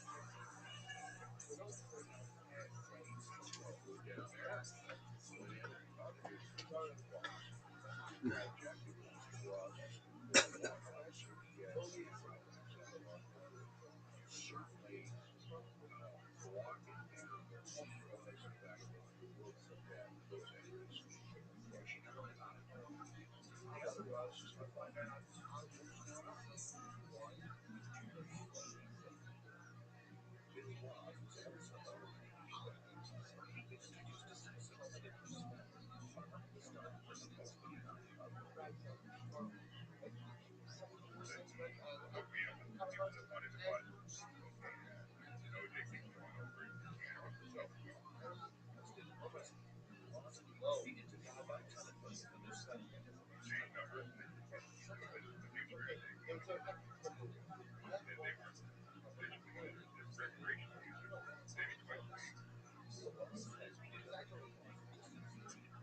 They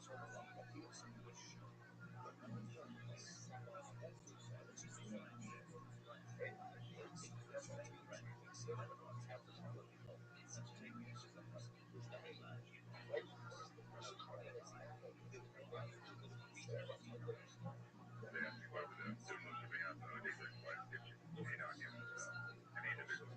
But she was at that time staying at the Rockham address. I picked her up there. I followed her around for about a day and a half. And I took her to the 20 room was off Ventura. I told her to put her kid in a black with a man who I later learned was Marcus Allen.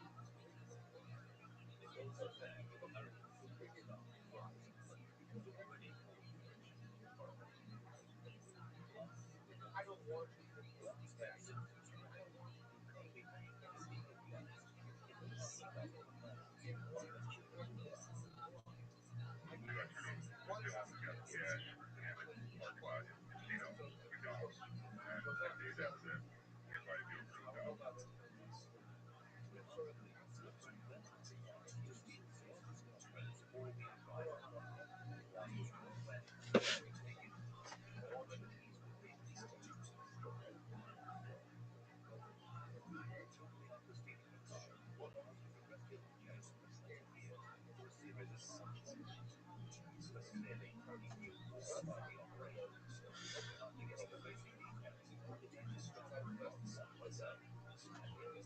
I asked him, well, are you friends with OJ? Well, they're close to OJ. And then he started messing me some well,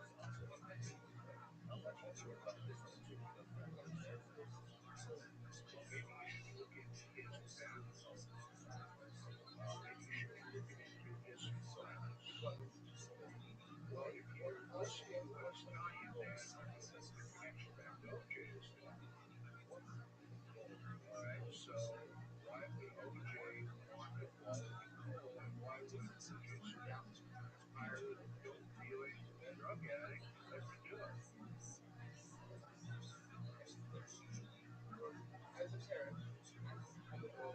With this information, I go back to the police department. I said, look, this guy's righteous. He's telling me the truth. He admits to writing this stuff. He's got the handwriting exemplar.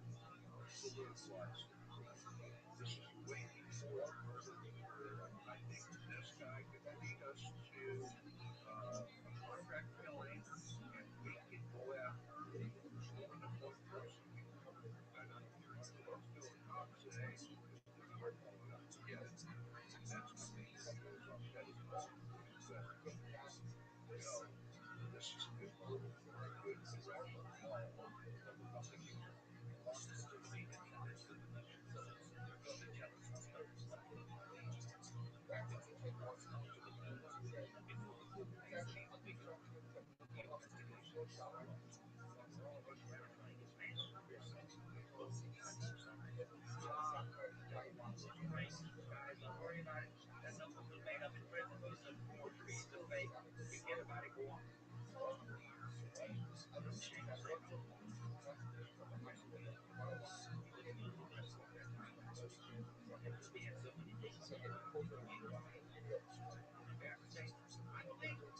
Since both sides voted out of categorically. And it makes sense. Another criminal trying to make money off these cases.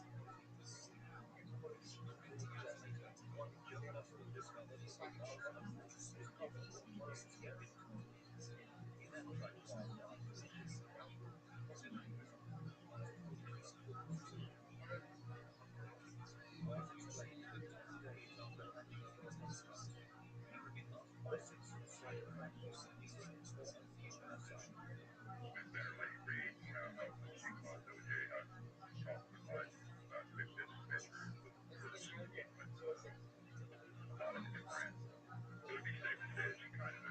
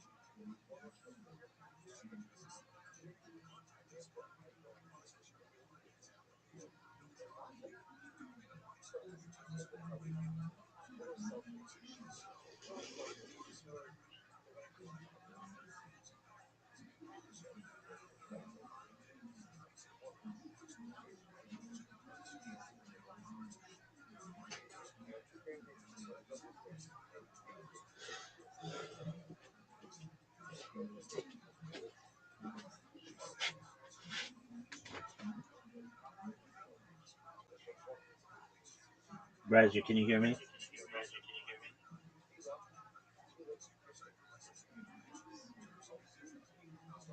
Riser. Riser. Riser.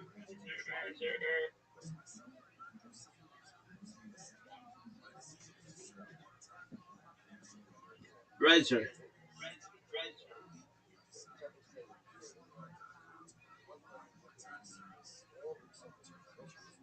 Riser.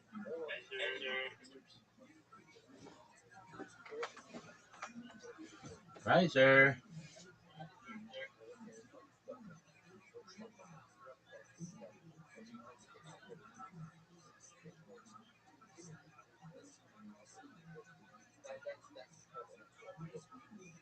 Riser.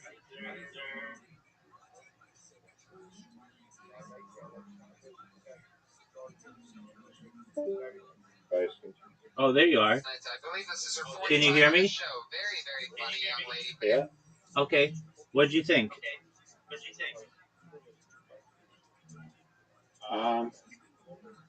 Yeah, I was kind of blown away a little bit. Just like how poorly the police handled shit and all the alternative pieces of evidence. Some that were not collected, some that they didn't find.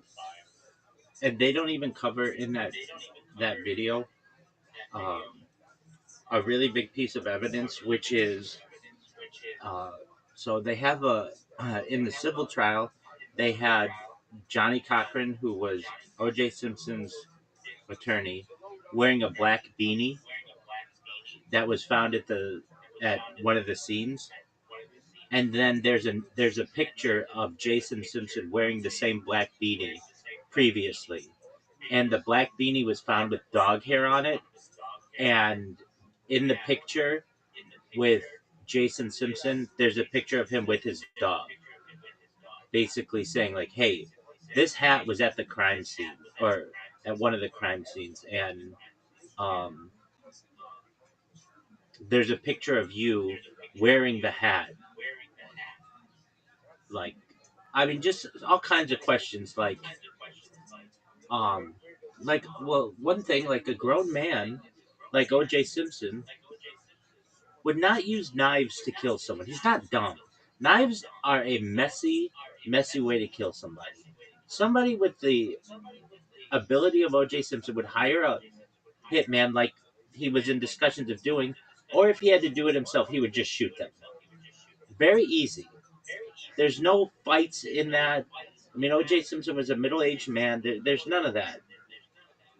The idea of Jason Simpson being like having faked his um, his time card is really questionable. That he was on probation at the time of the murders, then they didn't go into that. Like that's a big thing. That he He was had on vacation. no, he was on probation. Oh, He was on probation for trying to kill his boss, and they had to get like a separation there. And then the idea that he was excited for his mother or his stepmother to come to his restaurant, and then they bailed on him, and it embarrassed him and it pissed him off, and then he feed of like a heat of rage or whatever, went to her place to confront her. As I understand what happened is he came to the door, she came to the door, he got in a tussle, maybe just started stabbing her immediately.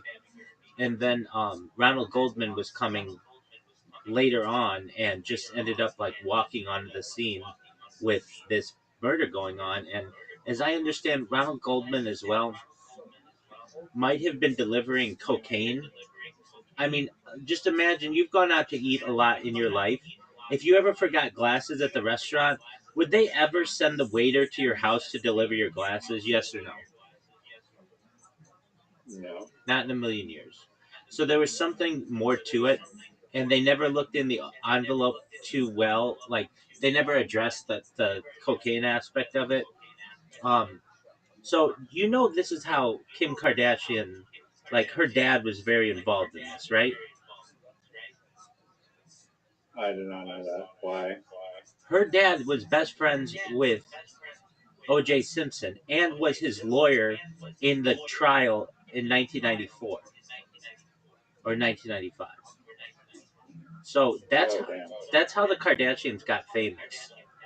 And then she did a sex tape around 2008 that made her famous. But her family was already famous because of this O.J. Simpson trial. That's what motivates her to be like an attorney, because her dad was an attorney. Her dad was one of the most famous attorneys in American history. But on top of that, her dad was also a major coke addict, and so was O.J. Simpson, and they were best friends. They would vacation together. There are pictures of um, the the of OJ and Robert Kardashian all over the place. And It's pretty amazing that there's just like some drug on earth that like literally just makes you feel like Superman, like God mode. well, there are multiple, as I'm sure you're aware, probably more than we even know. I'm sure. Um, Yeah. No. Yeah. but But just from a natural cocaine standpoint, in particular. right? Without doing too much to it, like you know, it'll it'll help you. If you didn't know, the way that cocaine became popular in the Western world was when the Spanish were conquering South America and Central America and such. They noticed that um, the indigenous people would chew on coca leaves to give them energy, and they knew something was special about this, but it took a while for it to actually, like the process of getting it into powder form occurred, but they would just chew on the leaves because the people just naturally knew that there was something about those leaves that gave them extra power. Um, okay, Right. so Have you seen? I have not seen this, but have you seen the Joe Rogan recommended Cocaine Cowboys? I think I don't know if yeah, it's a documentary yeah, or a yeah, yeah, movie. yeah, yeah, yeah. I've seen it multiple. There are two of them. Yeah, we should add that to the list. Is it a documentary or a movie? It's a documentary. There are two of them. They did one. It's like the one that like the graduating class of the Miami Police Department in whatever 1980 whatever. Like they all either ended up dying or going to jail. Like every single one of them. They either all were killed or turned to be bad guys. Yeah, it's really good. Um, so we'll watch that one of these days. It's really good. The documentarian of that His name escapes me right now. I'll look it up because he's really good. He does some really good stuff. I want to say it's like Corbin or something. Uh, Yo, who's the Cocaine Cowboys documentarian, please?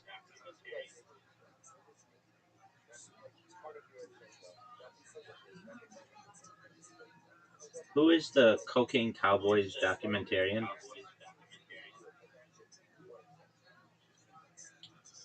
Cocaine Cowboys, Billy Corbin. Yeah, he does a lot of really cool stuff. Um, What are his other ones? well, he did Cocaine Cowboys, and then he did one for it was on ESPN called The U, which is really interesting. And then he did another one on Billy Corbin documentaries. What's the U? The University of Miami. Like it's just a fascinating story. Like the University of Miami's football team was so powerful in the 1980s that when people in the NFL, like the Miami Dolphins, wanted to get into a club in Miami, they would go to the guys in college to get them in because these guys were so in the know. Um, and just it's like they won like a bunch of games and stuff. So he did Cocaine Cowboys in 2006. He did the U in 2009. Oh, he did Broke, which was really good too. It's the story. We should watch that too. It's the story of how all these like seemingly really rich athletes, after only a few years out of um, like their professional days, all end up broke. And it's got these fascinating quotes of guys who are like, I was paying car payments for people I didn't even know. Like one of my boys would be like, "Hey, can you pay my cell phone bill?" And all of a sudden, I would just ended up having to start paying somebody else's cell phone bill, and then he would have a friend who would want me to pay his mama's car payment or whatever. Like, and I just would do it because I was friends with these people, thinking that the money was always going to be there. But then I got injured, or I had to retire, or whatever, and then I had nothing. I had to go bankrupt 2 years later, or whatever. Um, Let's see. Square Grouper, The Godfathers of Ganja. I haven't seen that one. Screwball. I don't know if I saw that. I do know this story though. It's really fascinating, with the biogenesis doping scandal in Major League Baseball. Um, but he did Cocaine Cowboys, The Kings of Miami. He did it again in 2021, and I believe I've seen both of them. I know I've seen the first one, but I think I've seen them both. And then he did. He's really good. He has this like I know him so well. Like I don't know everything about him. I could barely name his name. I only knew his last name, but I know the name of his production company. I know the name of his production company. And I didn't even look this up or like didn't I remember it now. It's called Ricon Tour. Ricon Tour is someone who tells stories with uh with skill, and he's good at it. And so we'll have to watch that someday. But I don't know any of these documentarians companies. I just don't. They don't really they're not that popular. But this one guy, Billy Corbin, I know his. It's called Rick Contour, and it's like a really cool name. I like it's like to be able to like a good storyteller, someone who tells stories with skill. All right, back to OJ. Um, yeah, I I went through the footsteps of all those people at one time in my life, even to the McDonald's where they would like where Robert Kardashian and OJ Simpson would meet their cocaine dealer. It's a really interesting McDonald's. Like I don't eat at McDonald's. I've said it in the past. One time I had to go to the bathroom, uh, but like that's allowed. Um, but there's this one McDonald's in Encino right off Ventura that I went to just because I knew that's where they would go. And it has the biggest fucking parking lot for a really busy area. It's just like I don't know how they got they must have bought this property like a long time ago. But all kinds of drug deals would go on. Like and I'm not talking like like rough drug deals. I'm talking like high, like really important people would go there. They would get like a bag of McDonald's, put cocaine in it, and then just make an exchange in the parking lot. But I'm not talking like gangbangers. I'm talking about lawyers and doctors and like Hollywood executives and such, and athletes. Now there's just like that the documentary we just saw. So, are you in agreement that maybe you don't know for sure, but like, oh, there are a lot of questions regarding O.J. Simpson's son? Yeah. Okay. Who do you think planted the blood in his socks with like that chemical agent? It seems like the crime scene tampering seems like real. Yeah. Showed up. No. It definitely was real. They were trying to plant. They were trying to frame O.J. Simpson for that murder. Yeah, no, that's what. But who was trying to frame him? The LAPD. Really? Yeah, dude. The guy, Mark Furman. Aren't they not supposed to do that? That's correct, but when it's such a high-profile case, they want as much evidence as possible going in their favor. I mean, this made the LAPD like even more famous than it already was, but arguably like. Why do they need to be famous? The cops don't they just not give a shit? No, they don't want to. They to don't want to take this to trial and lose the case. It makes them look bad. It makes them look like they're taking innocent people to trial and locking up innocent people. Who's the innocent people that they're locking up? Well, like basically the argument is if they're going to lock up O.J. Simpson, who is a multimillionaire, famous person, then your random guy on the street has no chance. So the idea is this: let's weigh the scale in our favor. Let's plant evidence against O.J. Simpson, and then when he's found guilty, we'll look really good, like justice was served. But it backfired for them because he ended up being found not guilty, and then there were all these questions about their dirty practices. So it's literally just to send a message somehow that they're gonna catch you because they caught some random football player. Not just that. It's just the fact that look, if we're gonna put all this time and energy into this, we want to make sure that we're gonna win, no matter what. We want the cards stacked in our favor. We don't want to leave any doubt in a juror's mind. And there was doubt. Yeah, I guess. Well, why wouldn't they just do their job like unbiasedly? Because there's a better chance that they could lose that way. How did they lose? They're not. It's not a boxing match. Do they have enough evidence to find that we didn't? If the guy got away with it, they got away with it. If they found enough evidence to get someone, it's extremely bad looking though if they quote unquote got away with it, because then it makes the whole department look bad, and people lose faith in their police. They don't want to fund the police as much as they were because they're like, look, they're taking innocent people to trial and trying to convict them, and they lose. So we need police. We need. Don't like 80% of murders go like unsolved or something. Perhaps, I mean, it's like, how do you know? How do you even know what a murder Because is? there's a bunch of murdered people and you don't have conviction. No, I agree, but I mean, like, what do you consider a murder? Let's say you have a husband and wife. The wife gets cancer, and the husband doesn't let her seek treatment. Is that a murder?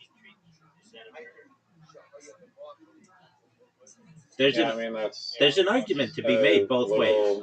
There's an argument to be made both ways. But what I'm saying is like I'm talking about just cold-blooded, like person shot dead, person stabbed. Right. person, right? blah, And blah, blah. and that's another thing too. Let's say the LAPD, this is in Brentwood, which is, there are 3 places in Los Angeles County that traditionally they're called the 3 Bs. There's Beverly Hills, there's Bel Air, and there's Brentwood. Now there are some areas that are as nice or nicer. There's Malibu and there's some other places, but those 3 are major places. That's not just where millionaires live, but multimillionaires and billionaires.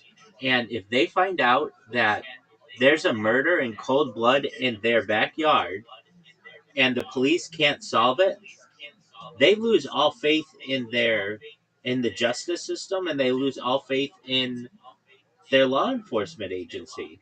So it's in the best interest of the LAPD to skew the deck, to weigh the scales in their favor, to tip the scales in their favor. It would be like this, right? I mean, I don't know if this is a great example, but let's say you and I are playing chess against each other, and we know this chess game is going to be on national television or international television. It's in your best interest, if you don't want to get embarrassed, for you to use some kind of AI assist so that you don't lose. And that's essentially the same as what they're doing when they're planting evidence. They know that all eyes are going to be on them, and they don't want to lose. Because if they lose, there are very powerful people who are going to say, what are we funding with this police department? Not only that, if they could kill this woman and this waiter, could they kill me? Could they come to my house and someone kill me? So it's in the best interest of. Yeah, so the argument is let's just not fund any police so that No, murder just happens all the time. no. It's not that. It's just the fact that there's a murder that took place, or multiple murders. You have a suspect. If you really feel that this suspect did it, then put them away. And the police department recognizes that sometimes they don't always know who did it, and so they will add some things to their favor, like planting of evidence. And that happened in this case. Not only that, I didn't go into it too much, Yeah. but in other documentaries they go into um, the racial aspect um, of some of the police officers. Like, they would say the N word on recordings, and it's like, okay, if you have somebody who's comfortable enough doing that, like, look, I mean, today it's different. Today you might have somebody who's like, look, I'm not going to say the N word on a recording for any reason, because I just don't think it's a right thing to do. But I know at least one of the detectives of this case had major um, aspirations to be an actor, and was in acting roles, and eventually would be hired by Fox News as a consultant. He wanted the spotlight. He wanted to be on television, and he was caught on a recording saying the N word at least 150 times. Now, it was for a role, but they didn't talk about that. But he was comfortable enough doing it on recording, um, that he did. And I don't understand why they didn't go after the son originally, but I think that very quickly in this story, they found someone who they wanted to target, O.J. Simpson, and there was a lot of excitement behind that. And any evidence that went in any opposite way, they just dismissed. Did any of their tampering of evidence come about in court? Yeah, it did. In the case, there was the planting of like a drop of blood in the vehicle, and perhaps some of the evidence was moved, like the gloves were moved, maybe, and the socks were found later. So this documentary didn't go into, like, there's more evidence. The most famous police chase in world history is with O.J. Simpson. I'll never forget where I was when I was watching it, and Hey, why they showed that in the start, and they said that he was like fleeing from the cops, and he had like a gun to his head yeah, or something. that's true. Like, But what why was that after the murder had taken place? Yeah, but what they don't show is when he gets to his house, the first person who greets him at the door is his son, and the police grab the son, and he puts his arms around his back like they're gonna arrest him, and O.J. Simpson just says, "Get in the house, don't say anything to anybody," basically. And I don't know exactly what is said. I can see their bodies though, because there's like a zoom shot from a helicopter, and they never go into that. There's a lot that this documentary Was he like rushing home to like warn him or something? He wasn't rushing home. He had a friend drive, but they shut down the 405. They shut down all the expressway or the freeways of um, Southern California. Well, the major ones, and it wasn't a high speed chase, but it was the biggest chase in the history of the United States and likely the world. And how soon after did they pull into the driveway? Did the cops come? Like they were on his tail the whole time? They were on his tail the whole time. And there were people on the bridges as this was going by who were cheering him on. Nice. Yeah. And like, I'm not gonna force you to watch anything that you they don't. drove straight home? Why? Why did they drive straight home? Why did they drive straight home? He wanted to go to his house. So okay, but wait, why were they pulled over? Like there's a warrant out for his arrest. He was wanted for questioning. They don't ever really get into this story, but allegedly he was seeing his cocaine dealer in South Orange County, and they were on their way back from that, and that's when the police caught wind of where he was. But they never talk about. I've never heard it on American anything that wasn't on the internet that OJ was coming from these drug dealers. There's all kinds of other issues about this that like they don't go into in this documentary. That's why I say like the 6 part documentary they go into a lot more, but I don't want to watch it now. It's too much. But maybe someday. But I'll just give you an overview. Um, so O.J. Simpson, if you don't know, was one. We're watching it now. Oh, we are. No, I don't want to. If you're tired or something. No. Okay, we'll watch it right now. No, it's cool. Just give me a summary. Just summarize it. Well, no. If you're down to watch it, I'll watch it.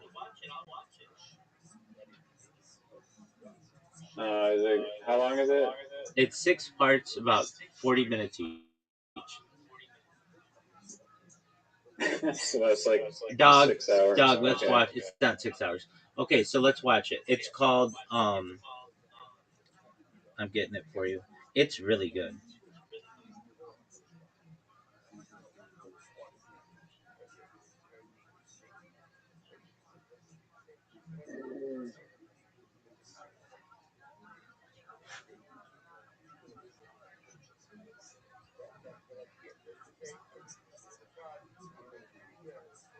It's called "Is OJ Innocent? The Missing Evidence," and it's in 6 parts. But I'll tell you what. Just turn each part on like at 1.5 speed. What's it called? Sorry. It's called "Is OJ Innocent? The Missing Evidence." Okay. It's narrated by um, Martin Sheen, Charlie Sheen's dad.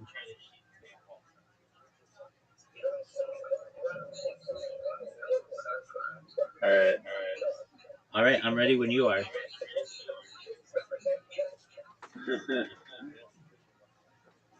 Okay.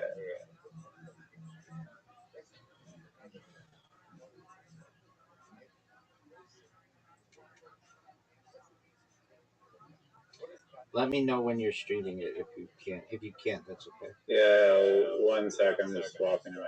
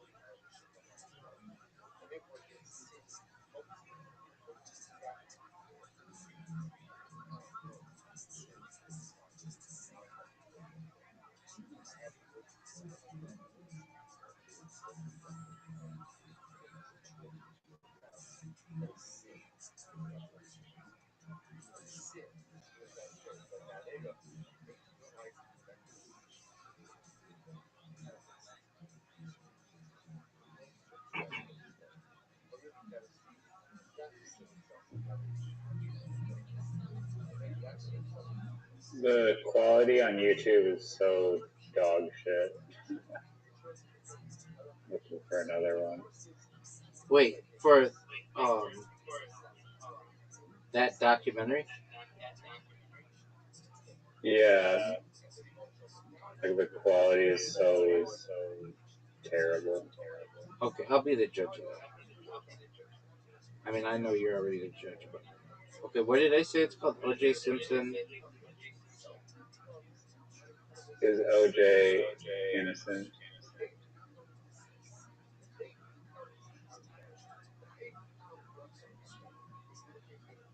Okay. So it's a playlist by Judy W. Yeah, that one sucks. Yeah, the quality sucks. I'll be the judge of that. No, it's perfect, dude. No, the voice sounds all whack and stuff. No, it's perfect. It's Martin Sheen. No, but his voice is like all distorted and like it's brutal. Trust me. Dog, I've seen it. I've just watched it. That's the one that we need to watch. And just play it at 1.5 speed. It'll be fucked up anyway.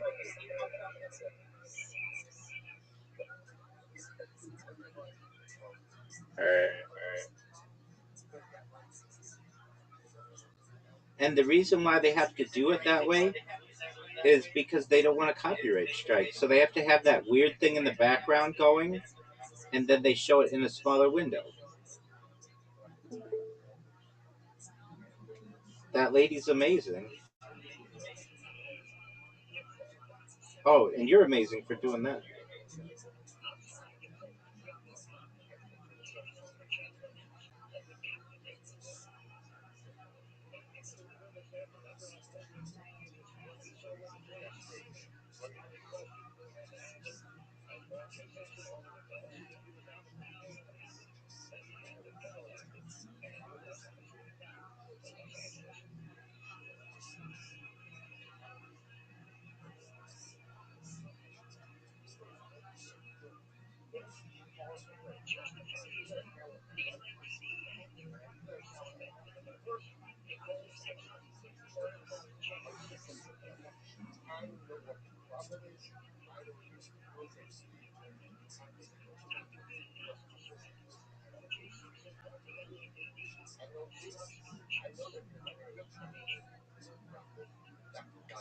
Can you hear me or no?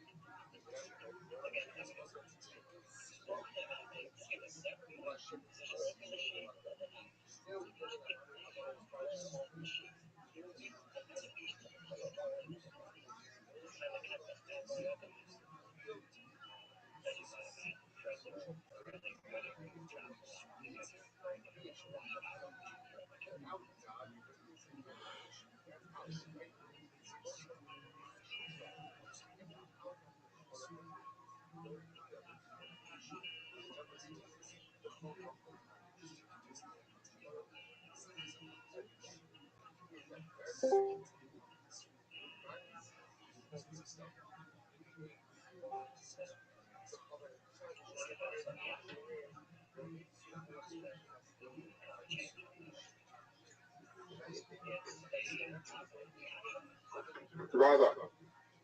We're watching something too. What's it called?